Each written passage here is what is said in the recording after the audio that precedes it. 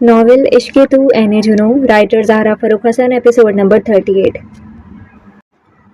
میں گھر آ کے کوئی ایسا رشتہ نکال دوں، تیرے درد کی میں دوا کروں، کسی غرض کے میں سوا کروں، تجھے ہر نظر پہ عبور دوں، تجھے زندگی کا شعور دوں، تیری رات میں جو اندھیر ہو میں چراغ بن کے جلا کروں، کبھی مل بھی جائیں ہم غم نہ کر، ہم کے بھی جائیں غم نہ کر، یہ جو راستہ ہے کٹھن سہی، تو ہے ساتھ تو ہر قدم ہے خوشی، یہ جو عشق ہے بے صدا سہی، تو میرے دل کی انتہا سہی۔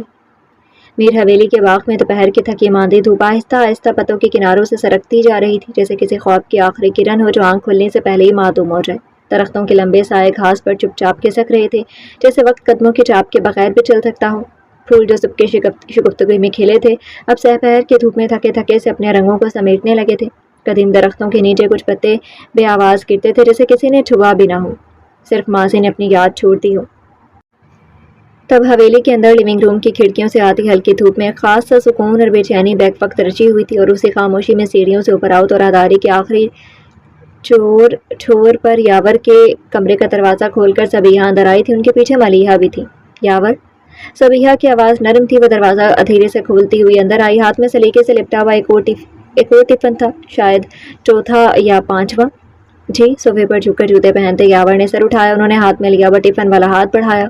یہ میں نے خاص طور پر امی، یاور نے احتجاج کیا، خدا کے لیے اب بس بھی کریں، آپ تو جیسے پورا حویلی کا کچن ساتھ بھیجنا چاہ رہی ہیں۔ مجھے وہاں کھانا ملتا ہے، بھوکا نہیں رہتا میں۔ وہ ان کی یہ کھانے پلانے والی محبت پر پریشان ہوا تھا، وہ جھنجھلاہٹ جو اصل میں ماں کی ضرورت سے زیادہ محبت پر ہوتی ہے، اور جسے چھپاتے ہوئے بھی چہرے پر بے بسی آ جاتی ہے، اور ملیحہ منہ پر ہاتھ رکھ کر ہنسی تھی۔ یاور بھائی، تائی امی نے آپ کے ساتھ پورا کچن بھیجتے نا اگر یہ نہیں لے کر گئے تو۔ صبیحہ کی طرف دیکھتے ہوئے یاور کو چھیڑا بھی، وہ مسکراہٹ دباتے ہوئے صوفے سے اٹھ کر ان کے قریب آیا۔ یہ ٹفن آپ اسے کھلائیں، اسے زیادہ ضرورت ہے۔ اس نے ملیحہ کے سر پر ہلکی سی چپت لگا کر صبیحہ کے ہاتھ سے ٹفن لے کر جھک کر بیڈ پر رکھا۔ یہ لے جاؤ ساتھ، وہاں یہ سب کہاں ملتا ہوگا؟ وہ محبت بھری نظروں سے دیکھتی خفا بھی ہوئی۔ یاور نے ان کے آگے سر جھکایا۔ جو حکم سرکار کا، پر ابھی ادھر بیٹھے میرے پاس۔ کوہنی سے بازو تھام کر اپنے پاس بٹھا لیا۔ ملیحہ بھی ادھر ہی صوفے پر ٹک گئی تھی۔ اب کب آؤ گے؟ ایک ہاتھ اٹھا کر انہوں نے اس کے گال پر رکھا، آنکھوں میں ڈھیروں ممتا کی چھلک کے ساتھ بچھڑنے کا دکھ بھی تھا، بیٹے پر فخر بھی تھا، پر ماں کی محبت کی تڑپ کا کیا کرے؟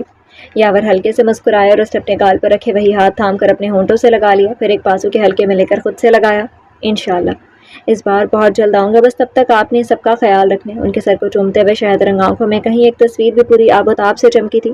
جی، ملیحہ نے پلکیں جھپکی پھر آہستگی سے کہا، جس میں خاص خیال ہماری ہونے والی بھابھی کا ہونا ہے۔ یاور نے گردن موڑ کر اسے دیکھا، پھر صبیحہ کو۔ آپ نے بتا دیا اپنی لاڈلی کو۔ اس کا چہرہ سنجیدہ ہوا تو صبیحہ بس گال تھپک کر مسکرائی جسے پچکارا ہو۔ تبھی دروازے سے یاسر نے سر اندر ڈال کر بیڈ کی طرف دیکھا۔ جی ہاں ملیحہ بیگم، خاص خیال، کیونکہ یاور بھائی کے دل کے دروازے پر اب شادی کی دستک ہونے والی ہے۔ اس نے بھی ملیحہ کا کیا گیا تبصرہ سن لیا تھا، تو اب چٹکی لی اور کمرے کی فضا میں ایک شوق ہنسی سی گونج گئی۔ جہاں ملیحہ اور صبیحہ مسکرائیں، یاور نے ایک ابرو چڑھائی۔ امی، اسے کہیں کہ سنجیدہ ہو جائے، ورنہ میں نے اسے وہیں لے جا کر اسے پھینک دینا جہاں سے اسے لائی تھی۔ وہ سنجیدہ تھا مگر اس کی آنکھیں مسکرا رہی تھی۔ ملیحہ زور سے ہنستی اور یاسر کا منہ بنا اسے اپنی شکل الگ ہونے کا غم دیتا رہتا تھا۔ ہی، دانت مت نکالو ورنہ باہر گر جائیں گے۔ وہ خفا خفا سے اندر چلا آیا اور دھم سے ملیحہ کے پاس گرا۔ اس طرح بیٹھنے سے وہ پوری ہل ہی گئی تھی۔ یاسر، آرام سے، اس کی حالت تو دیکھو ذرا۔ صبیحہ نے فوری ٹوک دیا تھا، ماتھے پر بل ڈالے گھرکی بھی دی تھی، اور ملیحہ نے خفا نظروں سے اسے گھورا جیسے کہہ رہی ہو اب اگر ایک اور حرکت کی تو واقعی کچھ ٹوٹ جائے گا۔ کچھ نہیں ہوتا امی، پہلوان ہے یہ۔ یاسر نے کندھے اٹھا کر ایک ہاتھ سے ملیحہ کے شانے پر دو چار تھپے لگا دی۔ بھائی دیکھیں اسے۔ وہ شانے سے ہلاتے ہی منہ بسور کر یاور سے شکایت کرنے لگی۔ صبیحہ نے تعصب سے گردن جھٹکی۔ یاسر کا بچپنا کبھی نہیں ختم ہونے والا ہے امی، میں نے کہا تھا نا کہ اس کی رخصتی مت کریں، ابھی تک تو اسے خود اٹھنے بیٹھنے کی تمیز نہیں آئی ہے۔ اور یہ کون سا طریقہ ہاتھ سے طریقہ چلانے کا؟ یہ کون سا طریقہ ہے ہاتھ چلانے کا؟ یاور نے پیشانی پر بل ڈال کر گھرکا۔ یہی طریقہ ہے، کہنے کے ساتھ ساتھ دانت دکھا کر ایک بار پھر ملیحہ کے سر پر چپت بھی لگا دی۔ میں بیٹھوں گی نہیں آپ کے پاس۔ ملیحہ نے ماتھے پر بل ڈال کر دانت پیسے، چہرہ لال ہو گیا غصے سے۔ اس کی نظریں جیسے کہہ رہی تھیں آپ واقعی کوئی چیز مار دوں گی۔ یاسر نے بات کو اور بھی چھیڑنے والا رخ دیا۔ اوہو، بھیا کی بچی کو غصہ آ رہا ہے ابھی سچ مچ؟ ملیحہ اپنی حالت بھلا کر اس پر جھپٹ پڑتی کہ یاسر بس کرو گی تم یا اٹھ جاؤں میں؟ یاور نے سختی سے روکا اور وہ فوری سیدھا ہو گیا۔ ملیحہ نے منہ چڑھا کر گردن تان لی۔ یاسر، کتنی بار کہا ہے ملیحہ سے اس حالت میں مت لڑا کرو، مگر مانتی ہی نہیں ہو تم۔ میں تو پریشان ہوں کہ یہ دونوں لڑتے ہوئے بچے کا کیا کریں گے۔ صبیحہ افسوس سے اپنے شرارتی بیٹے کو دیکھ رہی تھی۔ ہم بچے کو سنجیدہ فوجی صاحب کو دے دیں گے اور آرام سے لڑیں گے، ہاتھ ہپائی کریں گے، اس نے بے ساختہ ہنستے ہوئے کہا اور ساتھ ہی ملیحہ کے بال بھی ہلکے سے کھینچ لیے۔ یاور ہلکا سا مسکرایا، وہ جتنا لڑتے جھگڑتے مگر جان بھی دیتا تھا۔ ملیحہ پر بس بچپن سے لڑکپن تک کی عادت نہ گئی تھی، مگر ادھر صبیحہ کا دل نہ جانے کیوں ایک لمحے کو سہم سا گیا تھا۔ یہ بات کچھ ایسی تھی جیسے کہے کے درمیان کسی نے خاموشی کا ایک پتھر پھینک دیا ہو۔ یاسر، ہر وقت مذاق اچھا نہیں ہوتا۔ اللہ خیر وعافیت سے بچے کو دنیا میں لائے، تم دونوں سلامت رہو اور تم ہی اپنے بچے کی پرورش کرو، ایسی باتیں بے دہانی میں بھی نہ کیا کرو۔ ان کا لہجہ دھیرے سے بھیگ چکا تھا، شاید اپنی نند کے ساتھ ہوئے حادثے کی دین تھا۔ ایک ماں کی دعا اور اندیشے نے دل کے دریچوں سے جھانکا۔ یاور نے فوراً ان کو خود سے لگا لیا اور سر کو آہستہ سے چومتے ہوئے نرمی سے بولا، امی، یاسر تو خود بچہ ہے نا، تو اس کے بچے کی دیکھ بھال ہمیں ہی کرنی پڑے گی، اور جب یہ تھوڑا بزرگ ہو کر سمجھدار ہو جائے گا نا، تب دوسرے بچے بھی پالے گا، اور کیا۔ یاسر فوراً اپنی جگہ سے اچھل کر کھڑا ہو گیا، ابھی تو میری عمر خود آپ کی گود میں کھیلنے کی ہے، آپ کا بیٹا اور پوتا دونوں ساتھ کھیلیں گے۔ صبیحہ کی گود میں زبردستی کھنستے ہوئے وہ ہنوز اسی انداز میں تھا۔ صبیحہ ہنستی ہوئی پیچھے کی طرف ڈگمگائی، ارے یاسر، سچی کب بڑے ہوگے تم؟ یاسر نے شوخ انداز میں سر اوپر اٹھایا اور بچوں کی سی معصومیت سے بولا، کبھی نہیں، ایک ہی بڑا اور سنجیدہ بیٹا کافی تھا آپ کے لیے، اسی لیے اللہ نے آپ کی گود میں مجھے ڈال دیا تاکہ آپ ہنستی رہیں، شوخ رہیں اور آپ کی زندگی میں شرارتوں کا موسم کبھی ختم نہ ہو۔ یہ کہہ کر وہ صبیحہ کو ایسے جکڑ کر لپٹا جیسے واقعی وہ ابھی چھوٹا بچہ ہو، اور صبیحہ جو پچھلے لمحے نمناک تھیں اب بے اختیار ہنس پڑی۔ یاور نے اس کے سر پر ہلکا سا ہاتھ مارا، یاسر، پھر ڈرا دوں آپ کے لیے؟ ملیحہ نے شرارتی لہجے میں کہا، تھکن کے باوجود اس کے چہرے پر مسکراہٹ تھی۔ یاسر نے آنکھیں موند کر گود میں لیٹے لیٹے جواب دیا، وہ تم پی لو، نازک سی بچی، رات میں مامے کے پاس جا کر سو جانے والی بچی، میرے لیے کچھ کھانے کو لاؤ، جان بناؤ میری، جو لڑ کر کھا جاتی ہوئے۔ ایک ہاتھ اٹھا کر بادشاہوں کی طرح حکم بھی دیا، آپ خود اٹھ کر جا کر کھا پی لیں، آرام دو ملیحہ کو۔ یاور نے پہلی بار تھوڑا سخت لہجے میں کہا، اس کی آنکھوں میں وہ شفقت تھی جو بڑے بھائی کی ڈانٹ میں بھی چھپی ہوتی ہے۔ ملیحہ نے فوراً شکایت درج کرائی، یاور بھائی، اپنے بھائی کو ڈانٹ ڈپٹ کر سیدھا کر کے جائیں، دن رات مجھ سے فرمائشیں کرتے ہیں، کبھی کڑاہی، کبھی فرائز، کبھی بریانی، کبھی میٹھا، کبھی کچھ، میں کیا باورچی ہوں؟ باورچی نہیں، باورچن، اور وہ بھی موٹی تازی باورچن۔ یاسر نے آنکھ مارتے ہوئے کہا جیسے ملیحہ کو چڑھانے میں اسے عجب لطف آتا تھا۔ ملیحہ نے کشن اٹھا لیا، مامی، میں کھینچ کر مار دوں گی۔ ہائے امی، میں مرا، آپ کی بہو مزال کھینچ کر ماری ہے۔ وہ صبیحہ کی گود میں سر گھسا کر چھپنے لگا اور انہیں ہنسی آ گئی۔ یاور بھی مسکرا دیا، ساتھ ہی اٹھ کر بیگ اپنی طرف کھینچا، میں جا رہی ہوں داجی سے آپ کی شکایت کرنی۔ ملیحہ ناراض سے اٹھ کھڑی ہوئی اور یاسر بولا، ارے میری پیاری باورچن، مت جاؤ نا، میں ہاتھ جوڑتا ہوں، بس آج سے کوئی فرمائش نہیں، کل سے بس بہت ہو گئی فرمائش۔ یاور نے بیگ کی زپ بند کرتے ہوئے کہا، ملیحہ آپ کوئی کام نہیں کرے گی، آرام کرے گی، اور میں امی کو کہہ رہا ہوں کہ اسے کچن کے آس پاس بھی نہ بھٹکنے دیں۔ یاسر نے ملیحہ کی طرف دیکھا تو اس نے گردن اکڑا لی، اب کرے کوئی فرمائش بھائی کے فیصلے سے لے کر، تو ٹھیک ہے، باورچن ریٹائرمنٹ لے چلی تو میں یہ ٹفن ہی کھا لیتا ہوں۔ یاسر نے فوراً اب تک بستر پر رکھے ٹفن پر نظر ڈالی اور جیسے ٹفن دیکھا آنکھوں میں چمک آ گئی، امی نے خاص یاور بھائی کے لیے بنایا نا، تو بس میرے لیے بھی خاص ہو گیا۔ وہ ہنستے ہنستے اٹھ بیٹھا اور ٹفن گود میں رکھ کر ڈھکن کھولنے والا تھا کہ صبیحہ بیگم نے گہری سانس لی۔ وہ کچھ کہنا چاہتی تھی، کچھ روکنا چاہتی تھی، پر جانتی تھی ٹوکے گی بھی تو کچھ بدلے گا نہیں، اور اگر انہوں نے منع کیا تو بھی یاور ہی آگے بڑھ کر یاسر کو خود دے دیتا، وہ اپنے چھوٹے بہن بھائیوں کے لیے جان بھی حاضر کر دیتا تھا، اور ان کی چھوٹی چھوٹی خوشیاں اس کے لیے بڑی قربانیاں تھیں۔ انہوں نے نہیں ٹوکا، مگر ملیحہ بول اٹھی، یہ کیوں کھول رہے ہیں؟ یہ راستے کے لیے، یاور بھائی کے لیے، اس نے آنکھیں نکالتے ہوئے کہا، مگر یاسر نے جھٹ سے پوچھا، ملیحہ، یہ تم نے نہیں بنائی نا؟ یاسر نے جھوٹی سنجیدگی سے دیکھا، نہیں، پھر کھائی جا سکتی ہیں۔ وہ شرارتی انداز میں لقمہ منہ میں رکھتے ہوئے بولا۔ ملیحہ تاؤ سے کچھ بولنے والی تھی کہ بس کرو دونوں، صبیحہ نے مسکراتے ہوئے آنکھیں دکھائیں، ملیحہ، زوفی کہاں ہے؟ بلاؤ اسے، یاور جا رہے، آ کر ملے، میں بلا کر لاتی ہوں۔ وہ کہتے ہوئے آہستہ سے اٹھی اور پھر آہستہ قدموں سے دروازے سے نکل گئی۔ ادھر زوفشاں کا ذکر آیا اور یاور کا دل ضرور بے ہنگم سا دھڑکا، خوشی کے ساتھ ایک عجیب سی پریشانی میں بھی تھا، وہ شاید شرما رہی ہے۔ کھاتے ہوئے یاسر نے چپکے سے یاور کو دیکھا، اس نے آنکھیں چھوٹی کر کے اسے گھورا، پھر سرد سا سانس لے کر رہ گیا۔ اب بات کھل گئی ہے تو پھر سب کو معلوم ہی ہو جانی تھی، یاور نے دھیرے سے خود سے کہا، جیسے کوئی برسوں پرانا راز آج سیرے سے لباس کے دامن سے جھانکنے لگا ہو، مگر وہ راز ایسا بھی نہ تھا کہ دل اس پر شرمندہ ہوتا، بس اسے دیکھنے اور سنبھالنے کا حوصلہ ذرا وقت مانگتا تھا۔ امی، میں داجی اور بی جان سے ملوں؟ وہ سر جھٹک کر آگے بڑھ گیا، زوفی سے بھی مل لیجیے گا۔ یاسر نے پیچھے سے ہانک لگائی، مگر یاور نے پلٹ کے کوئی جواب نہیں دیا، بس ایک مدھم سا تبسم اس کے ہونٹوں پر لہرایا اور آنکھوں میں ایک مدھم سی چمک چھا گئی۔ وہ قدم قدم چلتا وہ آگے بڑھ رہا تھا، جب مرکزی راہداری کے موڑ پر مڑتے ہوئے وہ ابھی صرف 3 قدم ہی آگے بڑھا تھا کہ سامنے سے وہ آتی دکھائی دی تھی، زوفشاں، دوپٹے کا ایک پلو شانوں پر رکھے، ہاتھوں میں کوئی کاغذ دبائے ہوئے۔ یاور کے قدم تھم گئے، زوفشاں نے نظریں اٹھائیں، پل بھر کو دونوں کی آنکھیں ملی، پھر دونوں کے بیک وقت دل کی حالت بدلی، جیسے نظریں ملنے سے کچھ چھپایا نہیں جا سکتا اور چھپانے کو بہت کچھ تھا۔ زوفشاں کی نظروں میں وہ سکت کہاں پیدا ہو جو یاور کی چمکتی آنکھوں کا سامنا کر لے۔ آج دروازے کے پیچھے جو کچھ سنا، یاور کے جذبات سب آیا کر کے اب بیچ میں شرم و حیا کے پردے کھنچ گئے تھے۔ کہاں گئی تھی تم؟ یاور خود کو سنبھال کر آگے بڑھا، ہمیشہ والا نرم و سنجیدہ لہجہ۔ زوفشاں نے سر اٹھایا۔ آپ جا رہے ہیں؟ اس کی آواز بہت آہستہ تھی، جیسے صرف یاور کے لیے مخصوص ہو۔ یاور نے اس بات میں سر ہلایا۔ ہاں، اتنی ہی چھٹی ملی تھی۔ وہ ہلکے سے مسکرایا۔ زوفشاں نے نظریں نیچے گڑی۔ اللہ خیریت سے لے جائے اور خیریت سے واپس لائے۔ یہ جملہ کچھ ایسا تھا جیسے اس نے دل سے کہا ہو، جیسے وہ خود اس جملے کے سائے میں کھڑی ہو اپنے جذبات سمیت۔ یاور نے ایک پل کو اس کی بات کو سنا، پھر آہستہ سے بولا، تم دعاؤں میں یاد رکھنا مجھے۔ میں واپس آ کر ان دعاؤں میں شریک ہو جاؤں گا۔ یہ شاید واپسی پر وہی دعا میرا مقدر بن جائے۔ ہمیشہ یہی دعا کرنی ہے۔ زوفشاں نے وہ لفظ کہا نہیں، بس ہونٹوں نے حرکت کی اور یاور نے شاید سن بھی لیا یا محسوس کیا، اس لیے اس کے ہونٹوں پر ایک اور خاموش مسکراہٹ آئی، وہ جو شکر گزار بھی ہوتی ہے، بے بس بھی۔ پھر یاور نے ایک لمحے کو اسے دیکھا، کامل سادہ نرمی سے لبریز زوفشاں، اور دل میں ایک دعا خود بخود پھسل گئی، خدا کرے یہ سادگی میرے نصیب میں لکھتی جائے ہمیشہ کے لیے۔ تم شاید اپنے روم میں جا رہی ہو، جاؤ میں نیچے جا رہا ہوں، اس نے سادگی سے کہا اور اس کے پاس سے گزر کر سیڑھیوں کی طرف بڑھ گیا۔ زوفشاں نے فوری پلٹ کر جاتے یاور کی پشت دیکھی، مگر اس نے پیچھے مڑ کر نہیں دیکھا، کیونکہ بعض کشت بن جاتی ہیں اور وہ چاہتا تھا کہ زوفی کی آنکھوں میں اپنے لیے صرف دعا ہو، سوال نہ ہو۔ زوفشاں وہیں ساکت کھڑی رہی، جیسے اس کے قدموں کو کسی نے باندھ دیا ہو، جیسے یاور کی خوشبو اس رات آری میں رکی اور وہ سانس لینے سے ڈر رہی ہو کہ کہیں وہ خوشبو بکھر نہ جائے۔ دائیں ہاتھ میں دبا ہوا وہ کاغذ جس پر صرف 2 لفظ لکھے تھے، میرا فیصلہ بس آپ کے ساتھ کی رضا ہے۔ اب ایمانی لگ رہا تھا وہ ٹکڑا جسے وہ یاور کو دینا چاہتی تھی، مگر وقت ہمیشہ 2 قدم پہلے نکل جاتا ہے۔ اس نے پرچی کو مٹھی میں دبا لیا، اتنی زور سے جیسے اس کے لفظ نہ اٹھ جائیں، یہ شاید جذبات۔ پھر اس نے آہستگی سے مڑ کر اوپر کی طرف قدم بڑھا دیا، ہر قدم ایک فیصلہ، ایک دعا اور ایک ضبط تھا۔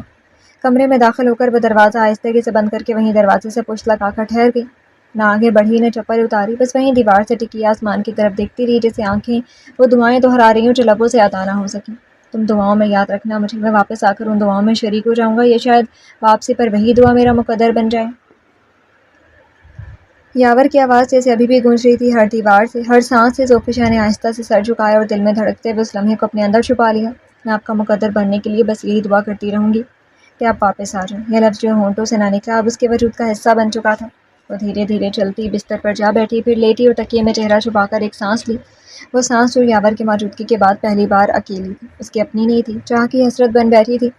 تکیے میں منہ دیے وہ گمسم لیٹی تھی، تبھی دروازے پر ہلکی سے دستک ہوئی۔ زوفی، ملیحہ پکارتی ہوئی اندر چلی آئی۔ اوہ، تم لیٹی ہو؟ یاور بھائی کو رخصت نہیں کرو گی؟ اس نے دروازہ بند کرتے ہوئے نرمی سے پوچھا۔ زوفشاں نے تکیے سے چہرہ اٹھایا، اداس سا چہرہ۔ نہیں، بس ایسے ہی، کوئی بات نہ بن پائی، بس چہرہ جھکا کر چادر پر لکیریں بنانے لگی۔ ملیحہ اسے بغور دیکھتے ہوئے اس کے برابر بیڈ پر آ کر بیٹھ گئی، ایک عورت سے اس کا چہرہ دیکھتی رہی، کچھ لمحے خاموشی سے گزرے، پھر وہ دھیرے سے بولی، یاور بھائی کی خواہش کا پتہ چل گیا نا تمہیں؟ زوفشاں نے ہاں میں سر ہلایا، مگر لب خاموشی رہے، انگلیاں ابھی لکیریں بنا رہی تھی۔ اور اب تم کیا فیصلہ کرو گی؟ زوفشاں نے اس بار صرف پلکیں اٹھائیں، نہ انکار نہ اقرار، بس ایک ایسی خاموشی جو سوال کو بے معنی کر دے۔ ملیحہ نے تھوڑا جھک کر اس کے چہرے کو دیکھا۔ تمہاری آنکھیں تو ایسے لگ رہی ہیں جیسے وہ محبت کے سفر پر تنہا نہیں ہو۔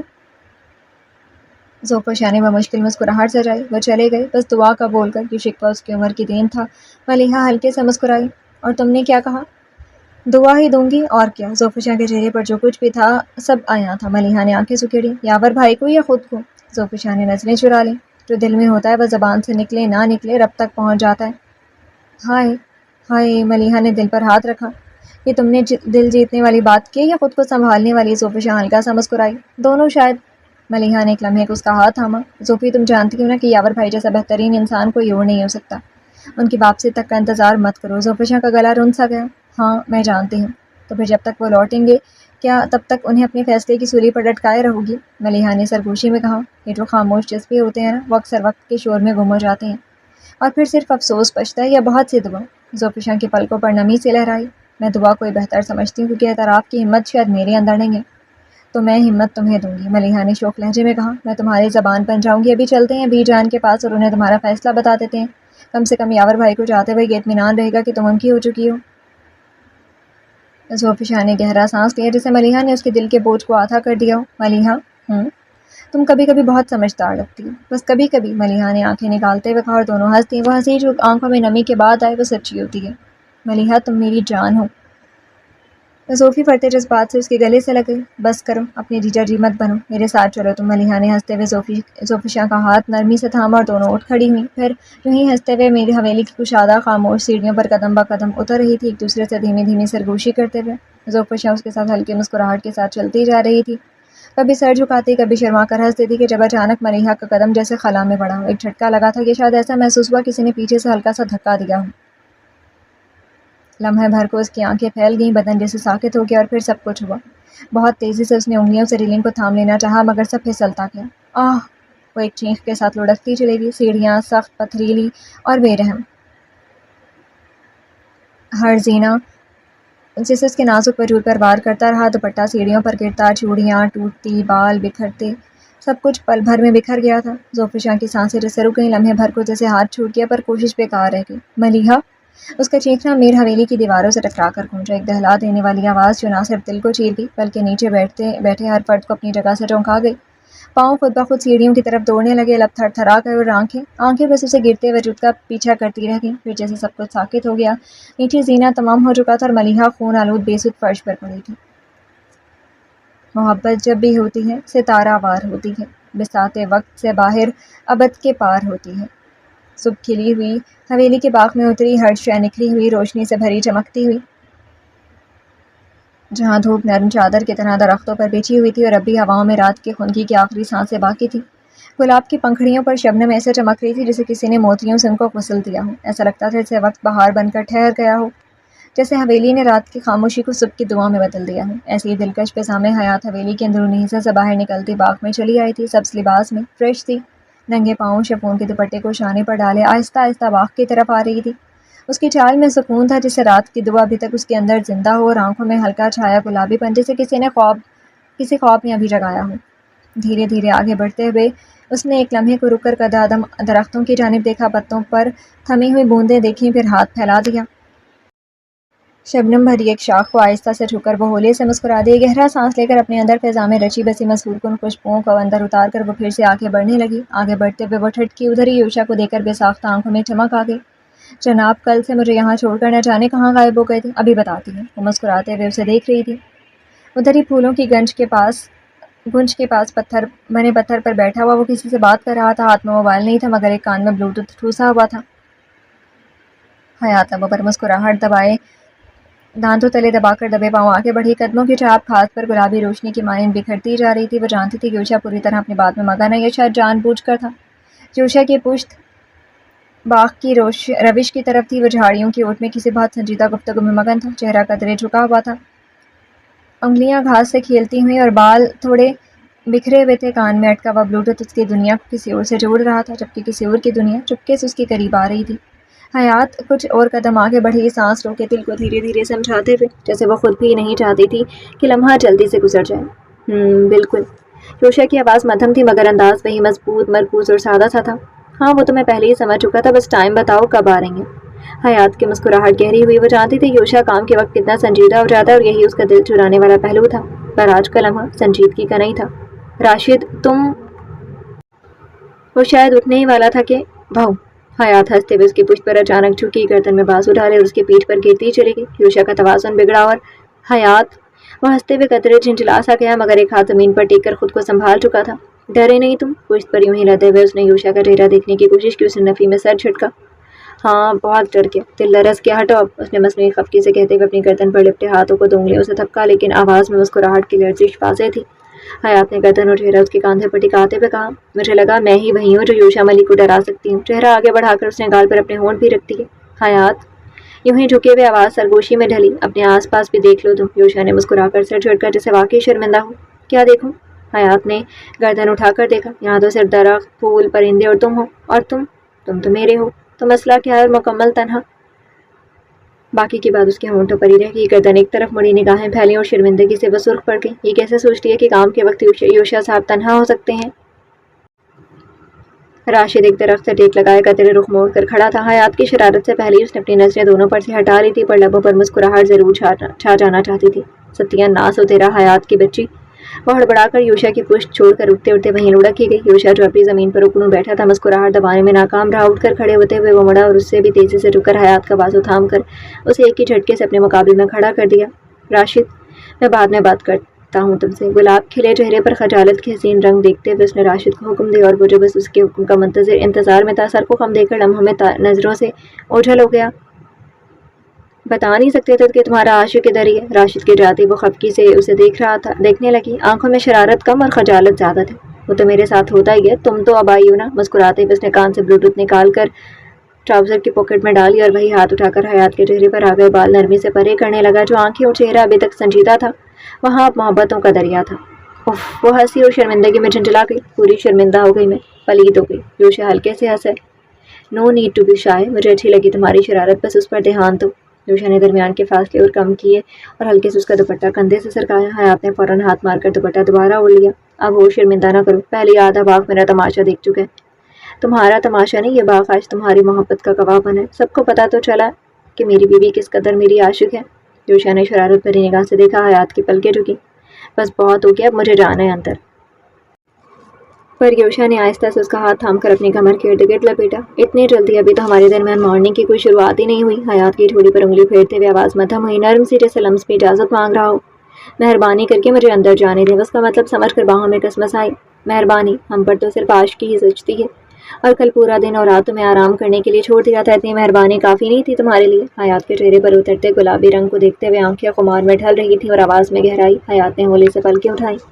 یہ تو تمہاری اپنی ہی کوئی ادا ٹھہری ہوگی۔ انداز بھلے نہ روٹھا تھا، مگر آنکھوں میں شرم کی لالی ضرور گہری تھی اور یوشا کی آنکھوں کی چمک اور بڑھی۔ ادا یہی تھی کہ میں تمہیں ایک رات کا ایسا آرام دے دوں کہ اب آنے والی کوئی رات میں تم مجھ سے کوئی شکایت مت کرو۔ ٹھوڑی پر انگلی رگڑتے ہوئے لہجے میں معنی خیزی کے ساتھ خمار شامل تھا۔ میں نے کون سی شکایت کی؟ حیات کی پلکوں پر اب اس کی آنکھوں میں دیکھتے ہوئے بوجھ اتر رہا تھا۔ یوشا نے اپنا چہرہ اور قریب کیا، سانسوں سے سانسوں کا ٹکراؤ شروع ہو گیا تھا۔ کیا بتا دوں کہ تم ہمارے ملن والے صبح کی واپسی میں کون سی شکایت کر رہی تھی مجھ سے؟ سب کے سامنے تمہیں چلنے۔ یوشا پلیز۔ حیات نے اس کے ہونٹوں پر انگلی رکھ دی۔ کان سرخ ہونے لگے اور وہ اس کی حالت پر مدھم سا ہنس دیا۔ حیات نے اس کے سینے پر ایک ہاتھ مارا۔ یوشا نے وہی ہاتھ تھام کر اپنے اوپر رکھ کر دباؤ دیا۔ پھر سے پلیز۔ یوشا نے جھک کر اس کے چہرے کے قریب سرگوشی کی۔ اب وہ پلیز ڈونٹ ڈو دس والا دور ختم ہو چکا ہے مائی لائف۔ ذرا سا رک کر اس نے آنکھیں سکیڑ کر شرارت سے کہا، اب تو پلیز ڈو دس والا دور ہے، جب میں تمہیں۔ یوشا، وہ بیچ میں ہی ہلکے سے چینخ پڑی اور وہ زور سے ہنس دیا۔ حیات نے حیرت اور شرم کے ملے جلے انداز میں آنکھیں پھیلائیں۔ تم بہت بہت بے شرم انسان ہو۔ سینے پر رکھے ہاتھ کا مکہ بنایا تو وہیں ہاتھ وہ تھام کر جھکا تھا۔ ایگزیکٹلی، اور تمہیں بھی میرے جیسا ہونا ہے، یہ سیکھ لو۔ یوشا نے اس کا ہاتھ چوم لیا تھا۔ جب محبوب ایسا قیامت خیز ہو، عشق جنوں ہو، تو باز آنا گناہ لگتا ہے۔ لمبی سانس لے کر جیسے اس نے حیات کے مسحور کن خوشبوؤں کو اپنے اندر اتار لیا تھا۔ محبت کا ایسا احساس تھا کہ حیات کے پلکیں لرزیں، ہوا رک سی گئی تھی۔ پھر جیسے اس خاموشی کو کسی پل نے توڑا تھا، وہ ایک دم سنبھلی، نظریں تیز کی اور شرارت سے اس کے کالر پر انگلی رکھ کر آنکھیں سکیڑ کر گھورنے لگی۔ بے شرم انسان، مجھے بہکاؤ مت۔ پہلے یہ بتاؤ کہاں غائب رہے تھے کل سارا دن اور رات بھر؟ یوشا نگاہیں چرائے بغیر جھکا۔ میں تو یہیں تھا، تمہارے دل میں، تمہارے خواب میں، اور اب تمہارے قریب۔ دوپٹے کے کنارے کو شانوں پر سے ہٹانے کو انگلیاں پھسلی تھیں کہ جھوٹے کب تھے میرے پاس۔ پیچھے ہٹی مگر اس کا دوپٹہ ابھی یوشا کی انگلیوں میں پھنسا ہوا تھا۔ رات تو تمہارے پہلو میں ہی تھا، مگر تمہیں خبر ہی کہاں تھی؟ یوشا نے ایک ہاتھ کمر میں ڈال کر جھٹکا دیا اور وہ اس کے سینے سے آ لگی۔ فاصلے یوں تمام ہوئے جو اب کبھی درمیان نہ ہوں گے۔ جھوٹ۔ ہتھیلی سینے پر رکھے وہ اب مشکوک تھی۔ سچ بتانے کے لیے میرے ہونٹوں کی پیاس سے کافی ہے۔ وہ تمہیں بتائے گی کہ رات تم کیوں بار بار سانسیں چرا رہی تھی۔ وہ جھکا اور اس نے حیات کے کچھ کہنے کے لیے کھلے لبوں کو اپنے ہونٹوں میں جکڑ لیا۔ سانسیں چراتے ہوئے وہ خود کو شدت سے سیراب کر رہا تھا۔ یہ وہ تشنگی تھی جو کبھی بھی سیراب ہونی ہی نہیں تھی۔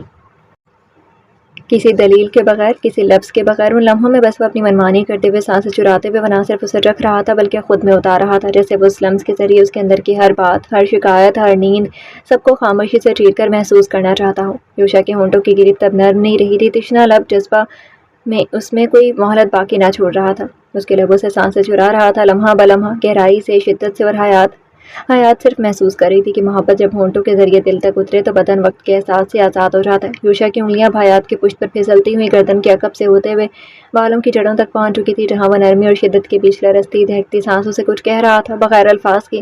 ایک پل کو بھی وہ رک نہیں رہا تھا، بس تھم تھم کر سانس در سانس حیات کو جذب کرتا جا رہا تھا، اس کی مکمل موجودگی کو خود میں سمیٹ رہا تھا۔ حیات کی پلکیں خود بخود بند ہو گئیں، دھڑکنیں سینے میں نہیں جیسے ہونٹوں پر سنائی دے رہی تھی، اور وہ خود کو مکمل اس کے گرم ہونٹوں کے سپرد کر چکی تھی۔ نہ کوئی خجالت، نہ مزاحمت، بس وہی پہچان جو صرف اس کے لبوں میں محفوظ ہوتی ہے۔ اس کی انگلیاں جو پہلے یوشا کے کالر پر تھیں اب اس کی گردن پر دھیرے سے سرک چکی تھیں۔ لمحہ لمحہ گہرا ہو رہا تھا، نہ جلدی تھی نہ ہچکچاہٹ، بس ایک طویل مکمل خاموشی جو صرف محبت کی زبان جانتی ہے۔ ایسا لگا جیسے دونوں کی سانس ایک دوسرے کے وجود میں تحلیل ہو رہی ہوں، جیسے صبح کی شبنم دونوں کے لبوں کے بیچ ساکت ہو گئی۔ یوشا کی گرفت اب اس کی کمر پر دھسنے لگی تھی اور پیاسے ہونٹ پھسلتے ہوئے اب حیات کی گردن کے پہلو پر ٹھہر گئے تھے، وہاں جہاں نبض دھڑکتی ہے، جہاں جذبات بے قابو ہو جاتے ہیں۔ تم میری ہو، مکمل۔ تیز سانسوں کے درمیان یوشا نے سرگوشی کی، مگر الفاظ سے زیادہ کہ اس کی انگلیوں نے کہا، اس کے سانسوں نے اور حیات کے دل سے لے کر بدن نے سنا، جیسے اندر تک کچھ لرز کیا۔ وہ سانسیں بکھر چکی ہوں اور پھر اپنے کالر پر گرفت سخت ہوتی محسوس کر کے یوشا آہستہ سے پیچھے ہٹ گیا، پر حیات کی سانسیں اب بھی الجھی ہوئی تھیں، آنکھیں موندی، چہرہ دہکا تھا اور بھیگے ہونٹ ہولے ہولے کانپتے ہوئے، جیسے اس کے ہونٹوں کی حدت پر لمس ابھی تک گلابی لبوں پر رکا ہوا ہو۔ یہ مکمل بہکا دینے والا روپ۔ یوشا نے آنکھیں بند کر کے کھولی۔ وقت و حالات دونوں ابھی دوریوں کے لیے کہہ رہے تھے۔ اس نے ایک ہاتھ اٹھا کر ٹھوڑی پر رکھا۔ اب کچھ کہو گی یا میں پھر سے خاموشی کو دعوت دوں؟ یوشا کی آنکھوں میں شرارت چھلکے، مگر آواز میں وہی نرمی، وہی لمس، وہی محبت بول رہی تھی۔ حیات نے پلکیں اٹھائیں، چہرہ ہنوز گلابی تھا، لب ابھی بھی ہلکے ہلکے کانپ رہے تھے، جیسے ہونٹوں پر یوشا کی موجودگی اب بھی دھڑک رہی ہو۔ کیا کہوں؟ آواز مدھم سی ہو گئی تھی۔ بس اتنا کہ اب تو مجھے ہر اجازت ہوگی، میری شدتوں کو، بے قراریوں کو اب کوئی انکار نہیں ملے گا۔ یوشا نے آہستگی سے اس کی ٹھوڑی کو انگلیوں سے اٹھایا۔ بالکل نہیں ملے گی اجازت، وہ ہنسی، بہت دھیمی، بہت نرم، شرم سے لبریز، جیسے گلابی رنگ کسی ہوا کے جھونکے میں مسکرایا ہو۔ یوشا اس کے سرخ ہوئے ہونٹوں پر جھکا۔ کوئی ایشو نہیں، مجھے اب اجازت کی ضرورت ہے بھی نہیں، ایک رات تمہاری مرضی سے بیت چکی، اب ہر راتیں میرے عشق کے جنوں کے نام۔ بھاری آواز میں بولتے ہوئے مدہوش نشہ بھی ٹوٹا اور حیات کی دھڑکنیں منتشر ہو گئیں۔ پھر نظریں جھکائے ہوئے بولی، یہ سب کچھ کیا تمہاری مرضی سے نہیں ہوا؟ یوشا نے اس کے بالوں میں انگلیاں الجھائیں۔ اگر میری مرضی میں مطابق ہوتا تو تم یہاں نہیں ہوتی، اب تک میری باہوں میں گم ہوتی، سب کی شکلیں دیکھنے کو ترس جاتی، تم کچھ زیادہ ہی بے باک ہو رہا تھا۔ حیات کی پلکیں لرزیں۔ یوشا میں سچ میں شرم سے مر جاؤں گی، آواز ہلکی تھی، لرزتی ہوئی دھڑکنوں سے ملتی۔ یوشا نے آہستہ سے آگے بڑھ کر اس کے ماتھے پر بوسہ دیا، ایسا بوسہ جو وعدے کی طرح ساکت اور رٹل تھا۔ اب تم میری ہو حیات، ہمیشہ کے لیے، نہ کسی رسم کی محتاج، نہ کسی لفظ کی، نہ مہر کی۔ بازوؤں میں گھیرے ہوئے اس کے کان میں رسا گھول رہا تھا۔ میں نے تمہیں مانگا نہیں، تمہارے لیے اپنے نصیبوں سے لڑا ہوں۔ تو میرے ہاتھوں کی لکیر نہیں، میری روح میں جلتا وہ حرف ہو جسے تقدیر تک مٹا نہ سکی۔ تمہیں میں نے دعاؤں سے نہیں، تڑپ سے پایا ہے۔ ہر وہ آنسو گواہ ہے جو میری تنہائیاں پی چکی ہیں۔ تم میری ہو کیونکہ میرے بغیر تم کچھ نہیں ہو، اور تمہارے بغیر میں کچھ نہیں۔ پیشانی پر پیشانی ٹکی، اس آنسو سے سانسیں الجھی، وہ آنکھیں موندے بس سنتی جا رہی تھی۔ تمہارا نام میرے لبوں پر نہیں، میرے اندر دھڑکتا ہے، میری ہر رات کی آخری سانس تک۔ بس تم میری رہو گی، میں ہر پل تمہیں خود میں گم کر کے یہ یقین دلاتا رہوں گا کہ ہم دو نہیں ایک ہیں۔ ہر صبح میری، ہر شامیں بس تمہاری ہیں حیات، مکمل تمہاری۔ تمہارے ساتھ ہی میری سانسیں چل رہی ہیں۔ وہ شدت سے اسے جکڑ رہا تھا خود میں۔ حیات نے آہستہ سے اپنی انگلیاں اس کے سینے پر رکھ دیں۔ وہ جو بے شرط و شروط اس کا مکمل تھا، اب روح کا حاکم تھا، جہاں دل کی دھڑکن اس کی سانسوں سے ہم آہنگ ہو چکی تھی، ایسے جیسے وہ اپنی سانسوں کی جگہ اب صرف یوشا کی دھڑکنوں پر یقین رکھتی ہو۔ یوشا، بس اتنا کہا اور باقی سب اس کے لہجے کی نمی، آنکھوں کی چمک اور انگلیوں کے لرزتے لمس نے کہہ دیا، اور یوشا نے اس کے لبوں پر جھک کر وہ لمحہ پورا کر دیا جس میں محبت کا ایک بھی لفظ بولنے کی ضرورت نہ تھی۔ اور جب وہ لب ملے تو خاموشی پھیل گئی، ایسی خاموشی جس میں صرف دھڑکنیں سنائی دیتی تھیں، سانسیں گونجتی تھیں اور روحیں رقص کرتی تھیں۔ اور جب وہ لب الگ ہوئے تو یوشا نے پلکیں بند کر کے کھولی، جیسے دل کے کسی نہا گوشے میں اس لمس کو قید کر لینا چاہتا ہوں، وہ لمحہ جو لفظوں سے پاک تھا۔ حیات کے چہرے پر ایک نمی سی چمک رہی تھی، نہ آنسو نہ مسکراہٹ، بس ایک لمحہ جو اس کی پلکوں پر ٹکا ہوا تھا، ستارہ سا بن کر۔ تمہیں پتہ ہے، بہت آہستہ سے یوشا کی شرٹ پر انگلیوں نے دباؤ دیا اور اس کے سینے پر سے ہاتھ ہٹانے کی بجائے انگلیوں کا دائرہ تھوڑا اور مکمل کر دیا۔ میں اب دل کی دھڑکن نہیں سنتی، صرف تمہارا لمس محسوس کرتی ہوں، جیسے میری سانس تمہاری دھڑکنوں کے لمس سے جڑی ہو۔ اگر کبھی تم دور ہو گئے تو شاید میں سانس لینا بھی بھول جاؤں گی۔ یوشا نے اس کے بالوں میں چہرہ چھپا لیا، نرم دھڑکنوں کی خوشبو سے مدہوش کر رہی تھی۔ تمہیں دور کون کرے گا؟ میں تو تمہاری روح میں بے وست ہو چکا ہوں، اب اگر تم خود بھی چاہو کہ میں تم سے الگ ہو جاؤں تو ایسا میں کبھی نہیں کر سکتا۔ یوشا نے آہستہ سے اس کے رخسار پر ہاتھ رکھا اور ماتھے پر بوسہ دیا، وہ بوسہ جو مرد کی محبت کا آخری پڑاؤ ہوتا ہے، ایسا لمس جو صرف جسم میں روح کو چھو جائے اور وہاں اپنا نشان چھوڑ دے۔ اچانک ہی کسی کے کھنکھاڑنے نے ان دونوں کو ہوش کی دنیا میں لا دیا۔ دونوں چونک کر پلٹے۔ کچھ قدم کے فاصلے پر طوحا کھڑا تھا، ہونٹوں پر دبی دبی مسکراہٹ اور آنکھوں میں وہی شوخی جو صرف گہرے راز جاننے والوں کی ہوتی ہے۔ جہاں حیات سرخ سی پڑی، یوشا نے فوراً خفگی میں گردن جھٹکی۔ تمہیں میں میر حویلی سے ہی نہیں، پولیس کی ملازمت سے بھی نکال دوں گا، قسم سے۔ طوحا گردن پیچھے پھینک کر زور سے ہنسا۔ او عاشق جناب، آپ کو تو معلوم ہے کہ اس پولیس آفیسر کی آپ کو کتنی ضرورت ہے یہاں پر۔ وہ آنکھیں مار کر اپنی چمکتی آنکھوں سے یوشا کو چڑھاتے ہوئے بولا، اور ویسے بھی محبت کے مجرموں کو پکڑنے کا میرا کوئی ارادہ نہیں، خاص طور پر جب وہ مجرم خود میرا یار ہو۔ میں بس کچھ پیغام دینے آیا تھا۔ حیات کا سرور جھک گیا، نادیدہ لٹوں کو بڑے کرتے ہوئے جیسا خود کو چھپانے کی کوشش کی۔ ادھر یوشا نے تعصب سے سر جھٹکا، جیسا خود کو کوس رہا ہو کہ اتنے خوبصورت لمحے میں یہی رہ گیا تھا آنے کو۔ ایس پی توحہ بصیر، یوشا نے ایک قدم آگے بڑھاتے ہوئے دانت پیس کر کہا، تمہیں پیغام دینے کے لیے کس نے بولا تھا؟ مفت کے جہیز نے؟ وہ آنکھیں چھوٹی کیے بگڑے مزاج سے اسے دیکھ رہا تھا۔ حیات نے نظریں چرا کر آنکھیں جھکا لی، مگر اس کے گالوں پر اتری سرخی اب شرم سے دھڑکن بن چکی تھی۔ توحہ نے کہا لگایا، یوشا صاحب کی عاشقی پر اور کون قبضہ جما سکتا ہے؟ بکواس بند کرو، get out from here. Yusha نے سنجیدگی سے دانت پیس کر کہا، چلا جاؤں گا۔ توحہ نے انگلی سے کرتن کھجاتے ہوئے شرارت سے پلکیں جھپکائیں۔ آپ دونوں کو مزید وقت دوں یا آپ کی سہیلی کا پیغام دوں؟ اس نے پیچھے ہٹتے ہوئے جان بوجھ کر حیات کو چھیڑا۔ آپ کی سہیلی صاحبہ آپ کو ڈھونڈتی پھر رہی ہیں، خود ہمت نہیں کر پائی تو غلام کو زبردستی بھیج دیا۔ حیات کا چہرہ مکمل گلابی ہو چکا تھا۔ میں جا رہی ہی تھی، پھر وہ ادھر رکی نہیں تھی، دوڑتے قدموں سے یوشا کی نگاہوں سے دور ہوتی چلی گئی تھی۔ اس کے جاتے یوشا نے کرتن جھٹکی، قدم آگے بڑھایا اور توحہ کے بالکل سامنے آ کر سنجیدہ لہجے میں بولا، توحہ، خدا کی قسم اگر آئندہ تم میرے درمیان آئے نا تو تمہیں نہ میر حویلی میں جھوڑو دوں گا، نہ مفت کے جہیز کے لیے۔ وہ ایک ایک لفظ چبا چبا کر کہہ رہا تھا جیسے ضبط کی آخری حدوں پر چل رہا ہو۔ توحہ نے ہنسی روک کر بظاہر معصوم سی شکل بنائی۔ بھائی ہم نے کیا کیا؟ پیغام ہی تو دیا۔ میں بھی بیوی کے آگے مجبور ہوں، بے بس ہوں، لاچار ہوں۔ اس نے ہاتھ جوڑنے کے انداز میں سینے پر رکھ کر مظلومیت کا پورا ڈرامہ رچا دیا۔ یوشا نے ناگواری سے ہنکارا بھرا، تمہاری بیوی کو جانتا ہوں میں، وہ تمہاری گردن ناپ سکتی ہے، لیکن یہ جو تم یہاں زبردستی پیغام لے کر آئے ہو نا، یہ سب دکھاوا ہے، تم خود چسکا لینے آئے تھے۔ توحہ نے ہنسی روک کر نظریں چرا لیں۔ تو کیا کروں؟ بندہ بشر آپ سے رومانٹک کلاس لینے والا ہے۔ یوشا نے دانت پیسے، رومانٹک کلاس نہیں، تجھے اب ایکشن کلاس دیتا ہوں۔ تم جو کے بیچ میں گھس آئے تھے نا، فل ایکشن کلاس دوں گا تمہیں۔ وہ آستینیں چڑھا رہا تھا اور توحہ کا رنگ اڑا۔ میں تمہارا اکلوتا یار ہوں، اسی لیے سبق دینا ضروری ہے تاکہ آئندہ تو سمجھ جائے کہ میں رومانٹک ہونے کی کلاس کا قدرے خون خوار انداز میں دیتا ہوں۔ اس کی آنکھوں میں وہی ارادہ تھا جو وہ بول رہا تھا۔ توحہ اس کے خطرناک ارادے دیکھ کر پیچھے ہٹنے لگا، دونوں ہاتھ فضا میں بلند کر دیے۔ بھائی میں تمہارا اکلوتا یار ہوں، پیار ہوں، رازدار ہوں، اور یاد رکھو ابھی تمہیں مجھ سے بہت سے کام نکلوانے ہیں۔ وہ ایک قدم پیچھے ہٹا مگر یوشا کی آستینیں چڑھتی دیکھ کر اس کی ہنسی قدم گھٹ رہا تھا۔ اس لیے تو سبق دینا ضروری ہے۔ یوشا نے کوہنیوں سے آستین مزید چڑھائی، تاکہ آئندہ جب کبھی کرنے کا دل کرے نا تو تیرا حلق خود بخود خشک ہو جائے۔ توحہ نے فوراً گھبرا کر اپنے سینے پر ہاتھ رکھا۔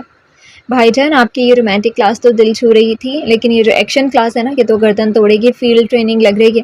یوشا آگے بڑھا، نظریں چھوٹی کی، بس اب آیا میرا عملی مظاہرہ، اور وہ ایک دھیمی چال سے اس کی طرف بڑھا، ایسے جیسے شکاری شکار کے گرد چکر لگاتا ہے۔ توحہ فوراً ایک طرف کو ہٹا۔ ارے مذاق کیا تھا، محبت میں تھوڑا مزہ ہو تو رومان دوبالا ہو جاتا ہے۔ توحہ نے تیزی سے پلٹ کر سیڑھی کی طرف دوڑ لگائی۔ تو پھر میں مزاح سمیت اپنی جان بچا کر جا رہا ہوں، آپ اپنی محبت کی کلاس میں واپس جائیں، اور خدا کے لیے بند دروازے کے پیچھے یہ کلاس لینا سب۔ اس کے الفاظ پیچھے گونج رہے تھے اور یوشا ہاتھ کمر پر رکھے سیڑھیوں کے کنارے کھڑا مسکراتے ہوئے بس اتنا بولا، توحہ اگلی بار اگر آیا نا تو صرف ایکشن کلاس نہیں، پریکٹیکل بھی وہیں ہوگا، تمہاری بیوی کی موجودگی میں۔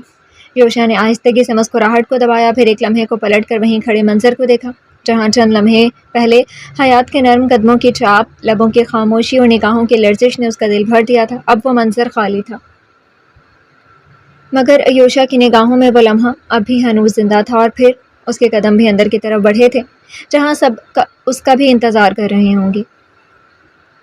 اپنے قصے میں بھی یوں لگتا ہے میں کسی اور داستان میں ہوں۔ شام کا سرمئی سایہ ہر سو پھیل رہا تھا، ہوا میں ہلکی سے سرد مہری اور سنجیدگی گھلی ہوئی تھی۔ ایسا محسوس ہوتا تھا جیسے شام اپنے ساتھ کوئی راز لے کر آئی ہو، خاموش، محتاط اور کچھ کہے بغیر بہت کچھ کہہ جانے والی۔ حویلی کے اندر ایک غیر معمولی ہلچل مچی ہوئی تھی، در و دیوار جسے کسی آنے والے طوفان کی سرگوشی سن رہے تھے۔ برآمدے کے لمبی راہداریوں میں قدموں کی چاپ سنائی دے رہی تھی، کبھی مدھم کبھی تیز، جیسے کوئی کسی کی تلاش میں ہو یا شاید کسی سے چھپ رہا ہو۔ ایسے میں تابش آہستہ آہستہ سیڑھیاں اترتے ہوئے نیچے آئے تھے، ان کے چہرے پر فکر کی گہرے نقوش اور آنکھوں میں گہری کشمکش نظر آ رہی تھی۔ ہر قدم کے ساتھ ان کی سانسیں بھی کچھ زیادہ بھاری ہوتی جا رہی تھیں، نظروں میں بے چینی کی چمک تھی جو حویلی کے اس ماحول میں اور بھی نمایاں ہو رہی تھی۔ تابش نے ادھر ادھر نظریں دوڑائیں، وہ یوشا کو ڈھونڈ رہے تھے۔ لیونگ کا پورا حصہ پار کر کے وہ انہی قدموں سے باہر نکل آئے، باہر کی طرف کھلنے والے دروازے سے وہ نکلے، اور جیسے ہی ہوا کے جھونکے نے ان کا استقبال کیا، ان کی سانسوں کی شدت کچھ لمحے کو نرم ہوئی تھی۔ وہ باہر کے برآمدے میں ٹھہر گئے جہاں روشنی اور اندھیرے کا سنگم ہو رہا تھا، اور وہیں ستونوں کے درمیان یوشا دیوار سے ٹیک لگائے کھڑا تھا، موبائل پر کسی سے بات کرتا۔ تابش نے آہستہ مگر مضبوط لہجے میں پکارا، یوشا۔ تابش کی آواز سنتے ہی وہ مڑا تھا، جھٹ سے موبائل جیب میں ڈالا، اور ایک پل کو سنجیدہ پر دوسرے لمحے ہونٹوں پر ایک نرم مسکراہٹ سے جا کر وہ تیز قدموں سے قریب چلا آیا۔ جی بھائی۔ آواز نرم، مسکراہٹ نرم مگر آنکھیں میل نہیں کھا رہی تھیں۔ تابش کی نظریں اس کی آنکھوں میں گہرائی سے گھری ہوئی تھیں، جیسے وہ کسی جواب کی تلاش میں ہوں۔ کچھ لمحے خاموشی میں گزر گئے، جیسے دونوں اپنے اپنے لفظ چن رہے ہوں۔ تابش نے ہلکا سا سانس بھرا۔ تم ادھر کیوں آئے ہو؟ ان کی آواز میں ہلکی سی نرمی تھی مگر اضطراب کا رنگ بھی واضح تھا۔ یوشا نے مسکرا کر جواب دیا، آپ کو کیا لگتا ہے؟ وہ تابش کی آنکھوں میں دیکھ رہا تھا مگر چہرے پر کوئی تاثر نہیں تھا، نہ نرمی، نہ انکار، نہ کوئی واضح دلیل، بس وہی مانوس سا سکون جو اکثر کسی طوفان سے پہلے چھا جاتا تھا۔ تابش کی بھویں سکڑ گئیں۔ یوشا، جوار خان اچھا آدمی نہیں، پھر تم اس کے ساتھ کیوں راہ و رسم بڑھا رہے ہو؟ ان کی آواز میں تلخی اور ناراضگی ایک ساتھ تھی۔ یوشا نے گہری سانس لی اور لمحے بھر کے لیے خاموش ہو گیا۔ فضا میں کچھ دباؤ سا محسوس ہوا، جیسے الفاظ ہوا میں ٹھہر گئے ہوں۔ کل رات کی دعوت، جوار خان کے بنگلے پر دی جانے والی تقریب، جس نے دلوں میں الجھنیں بپا کر رکھی تھی۔ چند لمحے خاموشی کے بعد اس نے آہستہ سے مگر لیکن پختہ انداز میں کہا، بھائی میرا خیال سے اس کے بارے میں بس یہ سب غلط فہمیاں ہیں، مجھے وہ آدمی دلچسپ لگا ہے۔ تابش کی آواز میں سختی اور غصے کا امتزاج ابھرا، مگر میں اسے کسی بھی زاویے سے اسے دلچسپ نہیں سمجھتا۔ ان کی نظریں یوشا کی آنکھوں پہ جمی ہوئی تھیں۔ کبھی کبھی بھائی غیر دلچسپ انسان سے بھی تعلقات بنا لینے چاہیے، شاید اس سے کوئی فائدہ مل جائے۔ وہ عجیب سا مسکراتا بہت پراسرار سا لگا تھا۔ تابش کی بھویں پرشکن پڑ گئیں اور آواز میں اضطراب کھل گیا۔ مجھے ایسا کیوں لگ رہا ہے کہ جو تم کر رہے ہو وہ کوئی بہت بڑا نقصان لے کر آئے گا؟ یوشا نے ہنوز اسے مسکراہٹ سے جواب دیا، بھائی کوئی بہت بڑا فائدہ بھی تو ہو سکتا ہے۔ وہ بولا اور اس کے لہجے میں نہ رعونت تھی نہ ضد، بس ایک یقین تھا، خاموش، خطرناک اور مکمل۔ کیسا فائدہ؟ وہ غور سے ان آنکھوں میں کچھ پڑھ لینا چاہتے تھے۔ یوشا نے پلکیں جھپکائے بغیر جواب دیا، فائدہ اس سچ کا جو ابھی کسی کو معلوم نہیں ہے، فائدہ اس چال کا جو کوئی سمجھ نہیں پایا، اور فائدہ اس طاقت کا جو ہمیشہ خاموشی میں چھپی ہوتی ہے۔ تابش کا دل دھڑکا۔ ایسا نہیں تھا کہ وہ یوشا کو نہیں جانتے تھے، بلکہ مسئلہ یہ تھا کہ وہ جانتے بہت زیادہ تھے۔ یہ انداز، یہ نرمی کے پیچھے چھپا سخت ارادہ، یہ سب انہیں خطرے کی گھنٹی لگ رہے تھے۔ یوشا، تو مجھے صاف صاف کیوں نہیں بتاتے تم کرنا کیا چاہتے ہو؟ یوشا کے لبوں پر مسکراہٹ کچھ اور گہری ہو گئی مگر اب اس میں ایک تلخی سی شامل ہو چکی تھی۔ کچھ فیصلے بھائی الفاظ میں بتانے سے کمزور ہو جاتے ہیں، انہیں وقت کے پردے میں رہنے دینا زیادہ بہتر ہوتا ہے، کیونکہ جو بات وقت پر کھلتی ہے وہی اثر رکھتی ہے۔ تابش نے سانس اندر کھینچی۔ یوشا، جوار خان کے راستے آسان نہیں ہوتے، اس کے ساتھ ہاتھ ملانے والے اکثر ہاتھ کٹوا بیٹھتے ہیں۔ یوشا کا چہرہ پہلی بار سنجیدہ ہوا، وہ اب مسکرا نہیں رہا تھا۔ پھر شاید مجھے بھی یہ تجربہ درکار ہے تاکہ میں جان سکوں کہ میں کس حد تک جا سکتا ہوں اور کون میرے ساتھ چل سکتا ہے اور کون نہیں۔ دونوں بھائی ایک دوسرے کی نظریں سہتے رہے، ان کے دلوں میں کشمکش بڑھتی جا رہی تھی اور یہ لمحہ ایک نئے تنازع کی شروعات کی مانند تھا جو آنے والے دنوں میں ان کی زندگیوں کو بدل کر رکھ دے گا۔ تابش نے اپنی مٹھی تھوڑی سختی سے مروڑی، جیسے کسی اندرونی کشمکش کو قابو کرنے کی کوشش کر رہی ہوں، پھر دھیرے سے کہا، یوشا میں تمہاری بات سمجھتا ہوں لیکن یہ کھیل بہت خطرناک ہے۔ ہمیں اپنے ارد گرد کے لوگوں کی نیت پر شک کرنا پڑتا ہے، خاص طور پر ایسے لوگ جن کے بارے میں ہمیں مکمل علم نہیں۔ یوشا نے قدم آگے بڑھایا اور تابش کی آنکھوں میں دیکھ کر کہا، بھائی میں آپ کے جذبات کی قدر کرتا ہوں مگر کبھی کبھی خطرہ مول لینا پڑتا تاکہ آگے بڑھا جا سکے۔ اگر ہم ہمیشہ ڈرتے رہیں تو کبھی کوئی نیا راستہ نہیں کھلتا۔ تابش نے گہری سانس لی اور اپنی گردن پیچھے کی طرف جھکائی، جسے کوئی سوچ میں گم ہو، پھر تھوڑا نرم لہجے میں بولے، مجھے تمہاری بہادری پسند ہے یوشا، لیکن میں تمہارے لیے خوفزدہ ہوں۔ اس دنیا میں ہر کوئی دوست نہیں ہوتا۔ یوشا نے سر خم دیا اور مسکرا دیا، بھائی آپ کے خوف کو میں سمجھتا ہوں مگر آپ کو یقین ہونا چاہیے کہ میں اپنی عقل اور دل دونوں سے فیصلہ کر رہا ہوں۔ تابش اب ساکت ہو گئے تھے، وہ جان گئے تھے کہ ان کے تعلقات میں کچھ ایسا بدلاؤ آ رہا ہے جو نہ صرف ان کی دوستی بلکہ مستقبل کے بہت سے رازوں کو بھی بے نقاب کرے گا۔ تابش کے دل میں ایک پیچیدہ سا احساس ابھرا جو خوف اور امید کے درمیان جھول رہا تھا۔ انہوں نے خاموشی توڑتے ہوئے کہا، یوشا تم جانتے ہو کہ میں تمہارے لیے صرف اچھائی چاہتا ہوں، لیکن کبھی کبھی اچھائی کا راستہ اتنا سیدھا نہیں ہوتا جتنا ہمیں لگتا ہے۔ جوار خان کے ساتھ تعلقات تمہیں کہیں کسی ایسی راہ پر لے جا سکتے ہیں جہاں سے واپسی مشکل ہو۔ یوشا نے گہری نگاہوں سے تابش کو دیکھا اور آہستہ سے کہا، میں بھی جانتا ہوں بھائی، مگر زندگی میں مواقع کو ہاتھ سے جانے نہیں دینا چاہیے۔ کبھی کبھی خطرہ مول لینا پڑتا تاکہ کامیابی مل سکے۔ جوار خان میں شاید وہ کچھ ہے جو ہم دیکھ نہیں پا رہے ہیں۔ تابش نے ایک لمحے کے لیے آنکھیں بند کی اور پھر کھول کر کہا، مجھے ڈر ہے کہ تمہاری یہ جرأت ہمیں مسائل میں مبتلا کر دے گی۔ میں چاہتا ہوں کہ تم اپنے فیصلے بہت سوچ سمجھ کر کرنا۔ یوشا نے مسکرا کر جواب دیا، اس بار میں اپنے دل کے سنوں گا بھائی، اور چاہتا ہوں کہ آپ بھی میرا ساتھ دو۔ تابش نے گہری سوچ میں ڈوب کر کہا، میں تمہارے ساتھ ہوں لیکن اپنے قدم سنبھال کر رکھنا، یہ سفر آسان نہیں ہوگا، ہر موڑ پر مشکلات، رکاوٹیں اور دھوکے تمہارا انتظار کریں گے۔ ان دونوں کے دلوں میں ایک خاموش وعدہ بسا کہ چاہے حالات کتنے بھی پیچیدہ ہوں وہ ایک دوسرے کا سہارا بنیں گے، ایک دوسرے کی حفاظت کریں گے اور مل کر ہر چیلنج کا ڈٹ کر مقابلہ کریں گے۔ یوشا نے اپنی آنکھوں میں بے خوف چمک لیے کہا، بھائی مجھے کچھ نہیں ہو سکتا جب تک آپ میرے ساتھ ہو۔ آپ ہو تو کوئی ٹینشن نہیں، کوئی خوف نہیں۔ آپ کے ساتھ ہوں تو راستے کٹھن بھی ہوں آسان لگیں گے۔ تابش کی آنکھوں میں تھکن اور درد کی جھلک تھی۔ نہ جانے تم کیا کرنا چاہتے ہو جوشا، تمہاری باتوں میں وہی پرانی تندی، پرانی آگ ہے جو ہمیں ہمیشہ سے جلائے رکھتی رہی ہے۔ میں تمہیں دیکھ کر پریشان ہوں، خوفزدہ ہوں کہ کہیں یہ آگ ہمیں تباہ نہ کر دے۔ یوشا نے سر جھکا کر اپنے ہونٹوں پر مسکراہٹ سمیٹی جو کچھ پراسرار اور پر امید تھی۔ میں وہ کرنا چاہتا ہوں جو آپ کے دل نے ہمیشہ خواب دیکھا تھا، جو ہم سے چھینا گیا تھا، جو ہماری تقدیر میں نہیں تھا مگر ہمارا حق تھا۔ یوشا نے آنکھیں جھکائیں پر نرم مگر پختہ انداز میں کہا، وہ سب کچھ جو ہم سے چھین لیا گیا واپس لینا ہے، عزت، انصاف اور اپنا حق۔ تابش کے چہرے پر تشویش اور فکر کے سائے گہرے ہو رہے تھے۔ یوشا، تم واقعی مجھے پریشان کر رہے ہو۔ یوشا ایک دم سے آگے بڑھا اور اس نے جھک کر تابش کے ہاتھ مضبوطی سے تھام لیے، آنکھوں میں امید اور پیار، سب سے بڑھ کر اعتبار۔ بھائی، کیا آپ مجھ پر بھروسہ نہیں کرتے؟ وہ سوال کر رہا تھا اور وہ ہار گئے تھے۔ انہوں نے آنکھیں بند کی جیسے کوئی اندرونی جنگ لڑ رہا ہو، پھر آہستہ سے سر ہلاتے ہوئے جیسے تھک کر بولے، مجھے تم پر بھروسہ ہے، مگر تم سے بھی کئی زندگیاں جڑی ہیں جن کی حفاظت میری ذمہ داری ہے۔ ان کی آواز میں تھکن تھی اور آنکھوں میں گہرائی سے نکلی ہوئی فکر۔ مجھے آپ کی فکر کا اندازہ ہے بھائی، اور مجھے بھی خود پر پورا بھروسہ ہے۔ میں یہ جانتا ہوں کہ میرا ہر قدم صرف میرا نہیں بلکہ ہم سب کے لیے ہے۔ تابش کے پلکوں پر نمی سے چھلکنے لگی۔ وہ ضبط جو بڑے بھائیوں کے لیے لازم ہوتا ہے آج کچھ لمحوں کے لیے لرز گیا تھا۔ میں تمہارے ساتھ ہوں یوشا، ہمیشہ کی طرح، لیکن بس اتنا یاد رکھنا کہ تمہیں کھونے کا حوصلہ میرے اندر نہیں ہے۔ یوشا بے ساختہ قدم بڑھا کر تابش کے گلے لگ گیا۔ اس آغوش میں وہ سارا امان تھا جو بچپن سے لے کر اب تک دونوں کے درمیان پلتا آیا تھا۔ تم جو کرو مجھے منظور ہے، بس دھیان رکھنا اپنا اور حیات کا بھی۔ اس کی پشت تھپک کر آہستہ سے الگ ہو گئے، پھر ابھی وہ اندر جاتے کہ مجھے آپ سے ایک بات پوچھنی ہے بھائی۔ انہوں نے پلٹ کر اسے دیکھا۔ یوشا کے چہرے پر پہلی بار ہچکچاہٹ سی تھی یا اضطراب تھا، وہ سمجھ نہیں پائے۔ کہو جو بھی ہو، میں تمہارے ساتھ ہوں۔ تابش کی آنکھوں میں پیار اور نرمی کا سمندر تھا۔ یوشا نے کچھ دیر سوچا اور پھر دھیمی آواز میں بولا، کیا آپ کے پاس میرے بچپن کی کوئی تصویر ہے؟ کوئی پکس، کوئی یادگار؟ سوال اتنا غیر متوقع اور عجیب لگا کہ انہیں واقعی حیرت ہوئی۔ تابش نے فوراً کچھ کہنے کے بجائے چند لمحے خاموشی سے اسے دیکھا، جیسے سوال کو پرکھ رہے ہوں اور سمجھنے کی کوشش کر رہے ہوں کہ اس سوال کے پیچھے آخر کون سا در ہے جو کھلنا چاہتا ہے۔ پھر خفیف سی حیرت سے سر ہلایا۔ ہاں ہے، جب تم 2 سال کے تھے اس وقت کئی تصاویر نکلی تھیں، تمہاری دوسری یا تیسری سالگرہ کی تھی شاید۔ یوشا کی نظروں میں تجسس اور بے چینی کی ملی جلی چمک ابھر آئی۔ اس نے فوراً کہا، نہیں وہ نہیں، اس سے پہلے کی، میرے پیدا ہونے کی یا اس وقت کی جب میں نیا نیا آیا تھا۔ اب کی بار تابش کی آنکھوں میں حیرت کچھ اور گہری ہو گئی۔ ایک لمحے کو وہ چپ ہو گئے، جیسے کوئی ادھوری یاد ذہن کے پردے پر دھندلائی ہو۔ یوشا، وہ آہستہ سے بولے، مجھے بھی معلوم نہیں کہ تمہاری پیدائش کی کوئی تصویر کیوں نہیں۔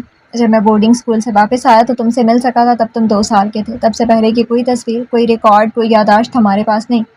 یوشا نے اس لمحے پہلی بار سر جھکایا۔ اس کی آنکھوں میں اب تجسس سے زیادہ ایک خلا سی تھی، جیسے کسی خاموش چیخ نے اندر ہی اندر شور مچایا ہو اور وہ صرف سن رہا ہو، سمجھنے کی کوشش کر رہا ہو۔ تابش نے آہستہ سے اس کے کندھے پر ہاتھ رکھا۔ کیا بات ہے یوشا، تم یہ کیوں پوچھ رہے ہو؟ وہ تشویش کا اظہار کر رہے تھے۔ یوشا نے نظریں اٹھائیں، لبوں پر وہی مانوس سی مسکراہٹ لوٹ آئی، لیکن اب وہ تھکی تھکی لگ رہی تھی۔ بس کچھ سوال ہیں جو کبھی کبھار دل میں شور مچا دیتے ہیں، شاید کوئی کڑی جو جوڑنی باقی ہے۔ تابش نے بڑھ کر اس کے دونوں شانوں پر مضبوطی سے ہاتھ رکھے۔ تم یوشا سعید ملک ہو، بس تم یہ یاد رکھنا، اور نہ کچھ تھے نہ کچھ ہوگے۔ یہ جملے تابش کے ہونٹوں سے دل کی گہرائی سے نکلے تھے، مگر ان کی آنکھوں میں گہرا غم تھا جو ان کے دل کی چھپی ہوئی خالی جگہ کو ظاہر کر رہا تھا۔ یوشا چند لمحے بس دیکھتا رہا، پھر، میرا یہ غرور کبھی کوئی نہیں توڑ سکتا، آپ بے فکر رہیں۔ آنکھوں میں ایک چمک، وہی مخصوص وقار جو یوشا کی شخصیت کا حصہ تھا۔ تابش نے مسکرا کر دھیرے سے اس کے کندھے پر تھپکی دی، پھر بنا کچھ کہے پلٹ کر خاموش قدموں سے اندر کی جانب چل پڑے، مگر وہ غم جو ان کی آنکھوں سے چھلکا تھا اب یوشا کے دل پر بھی چھا گیا تھا۔ کچھ لمحے یوں ہی گزر گئے تھے۔ یوشا وہیں کھڑا رہا، ہوا نے اس کے گرد ہلکا سا دائرہ بنایا، جیسے کوئی پرانا راز اس کے لباس کے دامن سے لپٹ رہا ہو۔ وہ آسمان کی طرف دیکھتا رہا اور دل میں ایک عجیب سی خلیج خاموشی سے جاگ گئی تھی۔ ہستی کے اس آئینے میں تو میرا، میں عکس تیرا ہوں، تیری روشنی کا سایہ ہوں، تیری خاموشی کا فسانہ ہوں۔ رات دھیرے دھیرے زمین پر پھیل رہی تھی۔ جب حیات اپنے کمرے میں قدم رکھتی ہوئی داخل ہوئی، نیم دراز یوشا نے اندر آتے ہی اس کی جانب دیکھا۔ اس کے چہرے پر خوشی کے رنگ کے ساتھ اور کچھ بے قراری کے آثار بھی تھے۔ وہ دروازے کی چوکھٹ پر ٹھٹک گئی۔ یوشا کی نظریں جیسے اس کے چہرے پر کوئی انکہی تحریر پڑھ رہی ہوں۔ اتنی دیر لگا دی؟ موبائل سائڈ پر رکھتے اس کی آواز میں گلا کم، انتظار کا گداز زیادہ تھا۔ کسی کی دشمن نے روک لیا تھا باتوں میں۔ شرارت سے بھولتے ہوئے وہ بیڈ کے قریب آ گئی۔ مجھے اب مفت کے جہیز کو سچ مچ شوٹ کر دینا چاہیے۔ بے ساختہ جواب پر حیات زور سے ہنس دی۔ ہاں ہاں ہاں، اچھا تو اب تم قاتل بھی بننے جا رہے ہو؟ شرارت اس کی آنکھوں سے پھوٹ رہی تھی۔ योशा ने हल्का सा मुस्कुराकर सर झटका। जब बात तुम्हारी हो तो मैं कातिल से भी आगे जा सकता हूँ। हयात ने मसनूई खफकी से नाक चढ़ाया। अब तुम्हें मुझ पर इतना प्यार आता है कि दुश्मनियों की लिस्ट बढ़ा रहे हो। तोहा को भी दुश्मन बनाना है? मोहब्बत में जो रुकावट बने वो दुश्मन नहीं सजावार होता है, और सज़ा मेरे हाथों होनी चाहिए। अब वो दोस्त हो या बीवी। वो संजीदा लहजे में बोला, मगर आंखें अभी मुस्कुरा रही थी। ही वेरी फनी। झूठी हंसी हंसते हुए वो उसके पास बैठ गई। योशा ने सर को थोड़ा सा झुकाया और उसकी तरफ कदरे झुकर आहिस्ता से कहा, आज की रात तुम्हारी फनी नहीं, मैं बहुत वाइल्ड होने वाला हूँ। लबों से की मुस्कुराहट से लेकर आंख के बेबाक रंग तक योशा के चेहरे पर वो शिद्दत थी जो सिर्फ हयात के लिए मखसूस थी, और उस शिद्दत ने जिसे लम्हे भर में हयात की पलकों को लरसा दिया था। सीरियसली? वो नजरें झुकाए धीरे से मुस्कुराई। योशा ने उसके झुके चेहरे को आहिस्तगी से उंगलियों से थामा, ठोड़ी को हल्का सा ऊपर किया।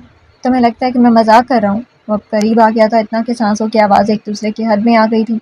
हयात की पलकें बंद हुई और वो और करीब हुआ। मुझे की खामोशी नहीं, बंद पलकें नहीं, तुम्हारा वो अंदाज चाहिए जो मेरी रूह तक में उतर जाए। मोहब्बत की जिद से बहकी आवाज़ ने शर्म के रंग जैसे हयात के सारे वजूद में उंडेल डाला। ऐसी बातें करके मुझे शर्म से मार डालो और फिर फरमाइश करो। हयात की आवाज़ धीमी थी, शर्म से लरसती। योशा ने मुस्कुराकर उसके कान के करीब झुककर सरगोशी की। आज रात सिर्फ तुम्हें तुमसे आज़ाद करना चाहता हूँ। तुम्हारी वो झिझक, वो शर्म, वो खुद से पर्दा सब उतार देना चाहता हूँ, सिर्फ मेरे लिए। हयात की पलकें और भी लरजी थी। दिल ने कुछ कहने को चाहा मगर होंठों तक कुछ नहीं आया। वो खामोश थी, मगर उसकी खामोशी में एक मुकम्मल हाँ छुपी हुई थी। योशा ने उसकी कलाई को हल्की सी गिरफ्त में जकड़ी और आहिस्ता से उसे अपने करीब खींच लिया। मेरे पास आओ हयात, खुद से निकल कर मुझ में गुम हो जाओ। प्लीज़ अभी नहीं। हयात की हथेली उसके सीने पर आकर ठहर गई। एक तो ये तुम्हारी प्लीज़। उसने हाथ बढ़ाकर उसके होंठों को चुटकी में भरा। इस प्लीज़ को चबा जाने वो झुकता के हयात ने उसके होंठों पर हथेली रखी। पहले ये बताओ, ये अचानक तुमने उस आधे गंजे शख्स की दावत क्यों कबूल कर ली? हयात ने पूछा और योशा ने गर्दन नफी में हिलाई। उस दावतनामे की बात शुरू होते ही घर के हर फर्द ने यही सवाल उठाया था। बीवी भी उसमें शामिल हो गई थी। योशा ने नरमी से अपने लबों से हयात की हथेली हटाई और एक गहरी सांस भरकर सीधा हो गया, जैसे लम्हे भर में सारा जज्बा समेट कर जब्त की चादर ओढ़ ली हो। उसकी निगाहों में वही रंग थे, मगर अब उनमें चाहत के साथ एक हल्की सी नागवारी भी शामिल हो गई थी। ये तो एक नॉर्मल सा डिनर इन्विटेशन है, न जाने क्यों तुम सबने इसे भला क्यों बना लिया। योशा का चेहरा संजीदा हो गया था। बात तो नॉर्मल डिनर की नहीं है, बात उस कमीने लीडर की है, वो हजम नहीं हो रहा। हयात ने वजाहत देते हुए कहा। योशा ने सर झटका, फिर सादगी से पूछा, एलिया कहाँ है? क्या खूब बात घुमाई जा रही है। हयात ने एक अब्रू उठाई और दांत पर दांत रखे तो योशा ने भी बदले में अब्रू चुकाकर पूछा, ऐसे क्यों देख रही हो? ये देख रही हूँ कि इस वक्त एलिया कहाँ से आ गया। हनूस को से घूर रही थी। योशा हल्के से हंसा कर फौरन संभला। बस वैसे ही पूछ लिया, क्योंकि बहस में अगर तुम जीतने लगो तो मैं एलिया का बहाना लेकर निकलने का पुराना माहिर हूँ। ये कहो वो मुझे बताना नहीं चाहते।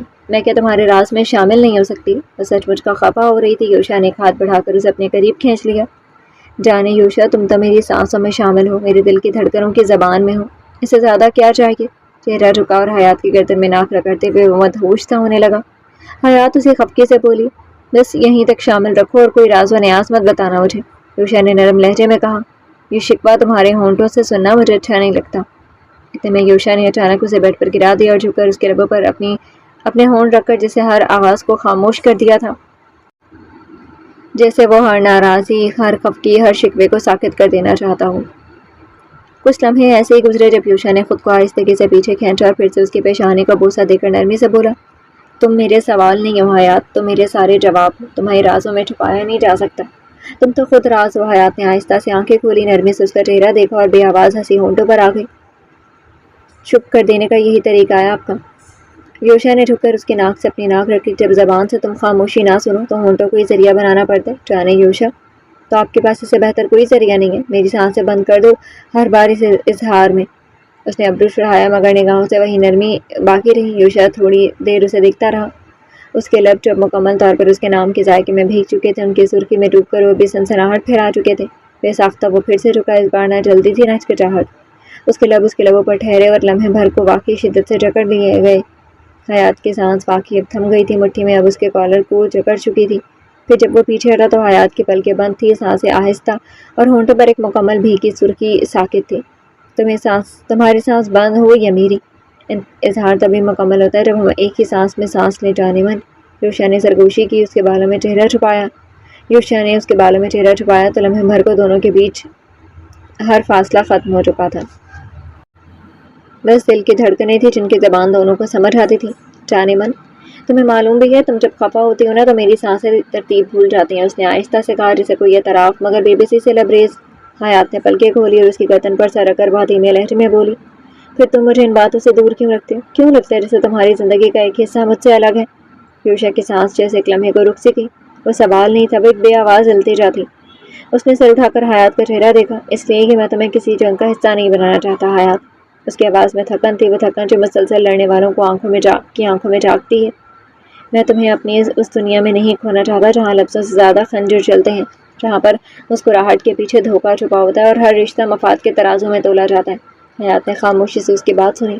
یوشا، وہ آہستہ سے بولی، محبت صرف ساتھ ہنسنے کا نام نہیں ہوتا، یہ اس خاموشی میں بھی ساتھ بیٹھنے کا وعدہ جب تم تھک جاؤ، جب تم ٹوٹ جاؤ، جب تم خود سے بھی چھپنے لگو۔ اور تم جانتے ہو نا، میں تمہاری سوچ کو بھی قبول کرنے کی ہمت رکھتی ہوں، تمہاری جنگ کا حصہ بننے کی نہیں، تمہاری ڈھال بننے کی طاقت رکھتی ہوں۔ یوشا کے لبوں پر ہلکی سے مسکراہٹ ابھری، وہ آنکھوں میں آنکھیں ڈال کر بولا، کبھی کبھی انسان اپنی محبت کو محفوظ رکھنے کے لیے اسے خود سے دور رکھتا ہے۔ میں نے بھی یہی کیا، کیونکہ تمہیں کھونا مجھے اپنی ہار سے زیادہ ڈراتا ہے۔ حیات نے اس کے پیشانی کو چھوا، ایک نرم سا لمس جیسے کوئی دعا سینے پر رکھتی ہو۔ تو پھر آج سے وعدہ کرو۔ وہ آہستگی سے بولی کہ اب کوئی جنگ تمہیں اکیلا نہیں لڑنی، کوئی درد تمہیں تنہا نہیں سہنا اور کوئی رات تمہیں میرے بغیر نہیں کاٹنی۔ یوشا نے اس کے ہاتھ اپنے دل پہ رکھا، دھڑکن تیز تھی، گہری تھی، مگر اس کے لمس سے جیسے تھم سی گئی تھی۔ وعدہ ہے، اس نے انگلی بند کرتے ہوئے کہا، کہ اب تم میرے لفظوں میں نہیں، میرے ہر سچ میں شامل ہوگی، میرے رازوں میں، میرے زخموں میں اور میرے ہر فیصلے میں۔ حیات نے اپنے ہونٹوں سے اس کے دل پر ہلکا سا بوسہ دیا۔ تمہارے سچ میں رہنا میرے لیے سب سے بڑی محبت ہے۔ کمرے کی خاموشی میں صرف ان دونوں کی سانسیں اور دلوں کی دھڑکنیں گونج رہی تھی، جو ایک دوسرے کے لیے خاص جذبے کا اظہار کر رہی تھی۔ رات کی نرم چاندنی کمرے کے پردوں سے جھانک رہی تھی اور ہوا کے ہلکے جھونکے اور دونوں کے درمیان گزر رہے تھے۔ یوشا کے ہاتھ ابھی بھی حیات کی کلائی پر تھے اور وہ دونوں ایک دوسرے کی آنکھوں میں کھوئے ہوئے تھے۔ یوشا نے اپنی انگلیوں سے حیات کے چہرے کو نرمی سے چھوا اور آہستہ سے بولا، تم جانتی ہو جب تم قریب ہوتی تو دنیا کی ہر فکر دھندلی ہو جاتی ہے۔ اس نے حیات کا ہاتھ تھاما اور اسے اپنے ساتھ سینے سے لگا لیا۔ تمہاری یہ قربت مجھے جیتنے کی ہمت دیتی ہے، تم ہو تو میں ہر مشکل سے لڑ سکتا ہوں۔ یوشا اس کے بالوں میں انگلیاں پھیرتا اس کی گردن پر جھکایا، ہونٹ آہستہ آہستہ اس کی نرمی کو محسوس کرنے لگے۔ اس کی سانسیں حیات کے جلد پر پڑ کر لرزش پیدا کر رہی تھی۔ وہ لمحہ لمس کی زبان میں بول رہا تھا جہاں لفظ غیر ضروری تھے، تمہاری ہر حد صرف میری ہے۔ یوشا نے آہستگی سے سرگوشی کی۔ آہستہ آہستہ وہ اپنی شرٹ کے بٹن کھول چکا تھا۔ حیات نے آنکھیں کھول کر ایک پل کو اس کی آنکھوں میں دیکھا جہاں صرف محبت تھی، صرف مکمل قبولیت۔ یوشا کے ہونٹ حیات کی گردن سے پھسلتے ہوئے دائرے سے خارج ہو رہے تھے، اس کے لمس میں شدت آ چکی تھی اور حیات کی سانسیں بے ترتیب اس کی انگلیاں یوشا کی کمر میں پیوست ہو چکی تھی۔ ان کے درمیان خاموشی گہری ہو گئی اور رات کی روحانیت نے ان کے دلوں کو اور قریب کر دینا چاہا تھا کہ اور انہیں اسی لمحے سائڈ میں پڑے موبائل پر روشنی چمکی۔ ایک مختصر سی وائبریشن نے ماحول کو چونکا دیا تھا، جیسے کسی نے اس لمحے کو خوفزدہ خلوت پر دستک دی ہو۔ کمرے کی گہری نیم تاریک فضا میں یہ اچانک چمک اور ہلکی سی لرزش ایسے لگی جیسے وقت نے خود کو یاد دلانے کی کوشش کی ہو کہ تم خواب میں ہو مگر جاگتی دنیا ابھی باقی ہے۔ یوشا کا چہرہ حیات کے بالوں میں چھپا ہوا تھا، اس کی سانسیں ابھی تک بے ترتیب تھیں، مگر وہ آواز، وہ روشنی لمحے بھر کو اس کے ضبط کو چھو گئی تھی۔ وہ ہلکا سا چونکا، پھر بے ساختہ ناگواری سے بڑبڑایا۔ حیات نے دھیرے سے آنکھیں کھولی مگر یوشا کی گرفت بدستور مضبوط تھی، ایسی جیسے وہ لمحہ چھین نہ جائے۔ دیکھ تو لو، جانے دو۔ اس کی آواز سرگوشی جیسی تھی۔ مجھے اس وقت کسی بھی طرح کی کال سننے کے موڈ نہیں ہے۔ پھر وہ اسے اور قریب کر گیا، جیسے لمحہ دوبارہ چھو لینا چاہتا ہو جو کچھ پل پہلے موبائل کی روشنی میں لرز گیا تھا، مگر ادھر موجود وجود بھی کمزیدی نہیں تھا۔ حیات نے ایک پل کے لیے یوشا کے بازو سے خود کو ذرا سا پیچھے کیا اور جھک کر سائڈ ٹیبل پر پڑے موبائل کی اسکرین کو دیکھ لیا۔ نظر پڑتی اس کی پیشانی پر ہلکی سی شکن ابھری۔ یہ احمد کا نمبر ہے نا؟ یوشا کی آنکھوں میں جھنجھلاہٹ ابھر آئی۔ اس نے پلکیں موند کر گہری سانس لی، پھر آہستہ سے بولا، ہاں وہی ہے۔ اور پھر جیسے خود کو سنبھالتے ہوئے حیات کو اپنی باہوں سے آزاد کر کے وہ سیدھا بیٹھ گیا۔ موبائل مٹھی میں لے کر کے اس نے گردن موڑ کر حیات کی طرف دیکھا جو لگاتار اسے دیکھے جا رہی تھی۔ تمہارا ماموں ایک دن ضرور میرے ہاتھوں قتل ہوگا۔ بظاہر وہ شوق تھا مگر آنکھیں اس کی سرد تھیں۔ شوق سے وہ بولتی ہوئی اٹھ کر بیٹھ گئی۔ بات کر لیا، بالوں کے لپیٹتے ہوئے وہ سادگی سے بولی اور آنکھوں میں طنز صاف تھا۔ وہ تو میں کر ہی لوں گا، تم شاید اپنی سہیلی کے پاس جا رہی ہو۔ مسکراتے ہوئے اس نے ابرو چڑھائی ہوئی تھی، موبائل ہنوز مٹھی میں دبا تھا جہاں بار بار روشنی چمک رہی تھی۔ سیدھے سیدھے کہہ دو، اپنے ماموں سسر سے اکیلے میں بات کرنی ہے۔ بیڈ سے اترتے ہوئے ناراضگی کی صاف ظاہر چہرے پر ظاہر تھی۔ حیات دروازے کے قریب آ کر کھڑی تھی، دل دھڑک رہا تھا، اندر یوشا کسی سے کال پر بات کر رہا تھا۔ اس کی آواز سرد اور بے جان تھی۔ میرے لیے پلیز ایک کافی کم وقت زرینہ سے بنا لانا۔ یوشا نے نرمی سے حیات کے گال پر ہاتھ رکھ کر ہلکی سی تھپکی دی جو محبت اور فرمانبرداری کا پیغام لیے ہوئے تھی۔ حیات نے سر ہلا کر خاموشی سے دروازے کی طرف قدم بڑھائے، لیکن دل کے اندر کچھ بے چینی سی تھی، جیسے کوئی چھپی ہوئی حقیقت اسے پکڑ کر روک رہی ہو۔ یوشا نے اس کے دروازے تک نکلنے کا انتظار کیا، پھر موبائل کی طرف دیکھا اور گہرا سانس بھر کر اپنے آپ کو احمد سے بات کرنے کے لیے تیار کرنے لگا۔ ایک جھنجھلاہٹ اور پراسرار سنجیدگی اس کے چہرے پر تھی، جیسے یہ کال کوئی معمولی بات نہ ہو۔ ادھر حیات نے سیڑھیوں کی طرف قدم بڑھائے، مگر کچھ ہی دیر میں اس کے دل میں ایک عجیب سی الجھن نے جگہ بنا لی۔ کچھ انکہے راز، کچھ پوشیدہ سچائیاں جیسے ہوا میں معلق ہوں اور منتظر ہو کہ ظاہر ہو۔ وہ رکی، پلٹ کر دوبارہ کمرے کی طرف دیکھنے لگی۔ بات غلط صحیح، وہ جانتی تھی کہ یہ بات چیت معمولی نہیں، اور جو کچھ بھی ہونے والا تھا اس کا اثر ان سب کی زندگیوں پر گہرا اور ناقابل واپسی ہوگا۔ مگر خاموشی سے چھپ کر سننے کا ارادہ بھی قوت رکھتا تھا کہ یوشا احمد سے کیا بات کر رہا ہے، کہ وہ کون سا راز ہے جو ابھی تک سب کے لیے پوشیدہ ہے۔ وہ دبے پاؤں آگے بڑھی تھی، اس کی دھیمی دھیمی سانسیں اور دل کی دھڑکنیں اس کے قدموں کے ساتھ تال ملا رہی تھی، جسے ہر لمحہ اس سننے والے آواز کے قریب لے جا رہی ہو۔ کمرے کے دروازے کے قریب پہنچ کر اس نے ہاتھ سے آہستہ سے دروازے پر رکھا اور کان لگا کر سننے کی کوشش کی۔ یوشا کی آواز ہلکی مگر واضح سنائی دے رہی تھی۔ میں نے کہا تھا نا آپ سے مجھے بات نہیں کرنی۔ یوشا کی آواز پر ہر احساس سے خالی سنسان اور کڑوی تھی۔ حیات کا دل سستی سے چلنے لگا۔ یوشا کی یہ بات سن کر حیات کا دل تیز دھڑکنے لگا تھا، جیسے کسی نے اسے اندر سے جھنجھوڑ دیا ہو۔ یوشا نے آنکھیں بول کر کہا، میں ابھی اس ایگریمنٹ پر قائم ہوں، اس کی فکر چھوڑ دیں آپ۔ یہ الفاظ ایک چبھے ہوئے عزم کی صدا تھی۔ حیات کی آنکھوں میں خاموش خوف اور بے یقینی نے جنم لیا۔ اس ایگریمنٹ پر قائم رہنا صرف ایک بات کا اشارہ تھا، جدائی، اور وہ محسوس کر رہی تھی کہ اس کی گردن میں کوئی پھندا ہے جس کی ڈور مضبوطی سے یوشا کے ہاتھ میں بے کل کا درد بڑھ رہا تھا۔ وہ چاہتی تھی چیخے مگر زبان خاموش تھی۔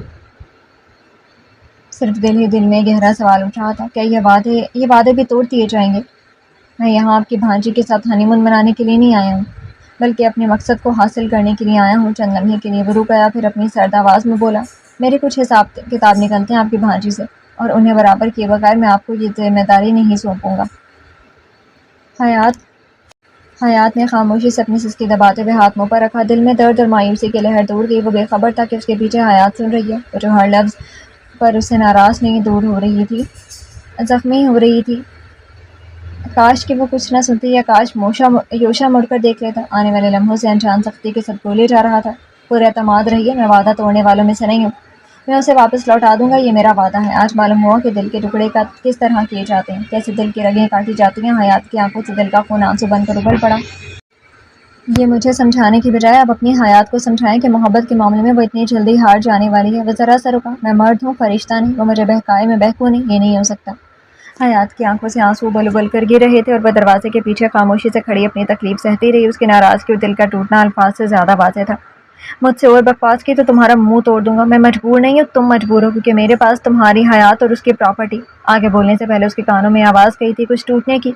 یوشا نے پلٹ کر دیکھا، دروازے پر کھڑی حیات کے ہاتھ سے گلدان گر گیا تھا۔ شاید قدموں نے کھڑے رہنے سے انکار کر دیا تھا، یا شاید دنیا ٹکرا گئی تھی، یا یوشا کو خبردار ہو ہی جانا تھا۔ حیات کو دیکھ کر یوشا نے سختی سے آنکھیں بند کر کے کھولیں۔ اس کے چہرے سے لگ رہا تھا وہ سب کچھ سن چکی ہے جو اس کے لیے مناسب نہیں تھا۔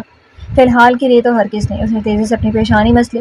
اس نے ان حالات کو کس طرح سنبھالے؟ چہرے پر فکر، دکھ، پریشانی، صدمہ سب بیک وقت آیا تھا۔ حیات!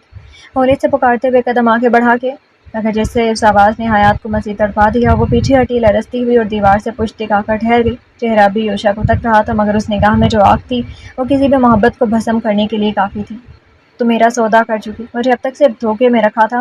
میں گلا روندھ گیا مگر آواز نہ رکی۔ میں سودے میں دی گئی ایک چیز ہوں یوشا، تمہارے استعمال کی چیز۔ اس کے الفاظ نے جیسے یوشا کے سینے میں خنجر گھونپ دیا تھا، درد ہی درد پھیلا تھا۔ نہیں حیات، میں سب بتاتا۔ وہ بے چینی سے آگے بڑھا کے، ایک قدم بھی آگے مت بڑھانا۔ زخمی آنکھوں کی سرخی میں اپنے لیے اٹھی نفرت دے کر یوشا کے قدم جڑ ہو گئے۔ اس کے سرخ آنکھوں میں اب عشق نہیں، دھواں تھا۔ یوشا کے لیے اٹھا وہ دھواں جو ہر وضاحت کو نگلنے کے لیے کافی تھا۔ یوشا کے قدم وہیں کے وہیں منجمد ہو گئے۔ حیات میری بات، لب بس کپکپائے تھے۔ بس اب بس وہ غرائی مجھے اور بہلاوے مت دو یوشا سعید ملک. اس کی آواز بلند تھی، زخمی تھی اور اس کی ہر صدا یوشا کے اندر کچھ توڑتی جا رہی تھی. ابھی الفاظ نہیں خنجر چل رہے تھے اور ان دونوں کے درمیان وہ لمحہ کھڑا تھا جس نے محبت کے سارے رنگ بے رنگ کر دیے تھے. مجھے کوئی بھی توجہ مت دینا یوشا ملک. حیات کی آواز لرز رہی تھی مگر اس میں ایک ایسی کاٹ تھی جیسے کسی نے محبت کے بدن پر چاقو پھیر دیا ہو. Try to understand me. Yusha کی آواز رکی ہوئی سانسوں جیسی تھی، گھٹی گھٹی مگر پر امید. کیا سمجھوں تمہیں؟ اس کی آواز اس بار دھیمی نہیں زخمی تھی. یہ کہ تم نے اپنی بے عزتی کے بدلہ میرے وجود سے لیا، اپنی رسوا کی گئی انا کو میرے لمس میں ڈھال کر عزت بنانا چاہا، یا پھر اپنی اولاد کے لیے میرے جذبات، میری محبت، میرا تن، میرا من سب روند ڈالے. یوشا کا چہرہ ایک لمحے کو سرخ ہو گیا، آنکھوں کی نمی میں خون اترا تھا. برداشت چٹکی تھی. حیات. آواز سخت ہو گئی تھی. اسے آگے مت بولا، میں ہرگز برداشت نہیں کروں گا. کیا کر لو گے؟ ہاں کیا کر لو گے؟ وہ چینکی تھی اور یوشا کے جبڑے تنے. Don't shout. سب کو بتا کر تماشے مت بنواؤ. چلاؤں گی، میں زور سے چلاؤں گی. وہ تڑپ کر چینکی. ساری دنیا کو بتاؤں گی، تماشا دکھاؤں گی کہ یوشا سعید ملک نے میری محبت کو سودا بنا دیا، میرے خوابوں کو، میری عزت کو، میرے جسم کو. وہ یوشا کی برداشت جواب دے گئی تھی. وہ ایک جھٹکے سے آگے بڑھا، کھینچ کر اسے کمرے کے اندر کر کے دروازہ دھڑام سے بند کر دیا. بس کرو، بس خاموش ہو جاؤ. اس نے غصے میں اس کے لبوں پر ہاتھ رکھ دیا مگر حیات اب وہ نرم روشنی نہیں رہی تھی. وہ طوفان تھی جو برسنے پر آ چکی تھی. چھوٹنے کے لیے اس نے ہاتھ مارا تھا جو سیدھا ٹیبل پر پڑا تھا، اور وہیں ٹوٹتا ہوا گلدان جو ان دونوں کے بیچ ٹوٹ کر بکھرا تھا حیات کے ہاتھ میں نوکتا شیشے کا ٹکڑے کی طرح چمکا. اگلے لمحے ایک چیخ، ایک چمک، ایک لہو کی لکیر. حیات نے وہ ٹکڑا پوری قوت سے یوشا کے بازو پر دے مارا تھا، لیکن ہاتھ بہکا یا بچاؤ کرنے میں وہ ٹکڑا یوشا کے سینے میں اترا تھا اور خون محبت کی سیاہی کی طرح بہہ نکلا.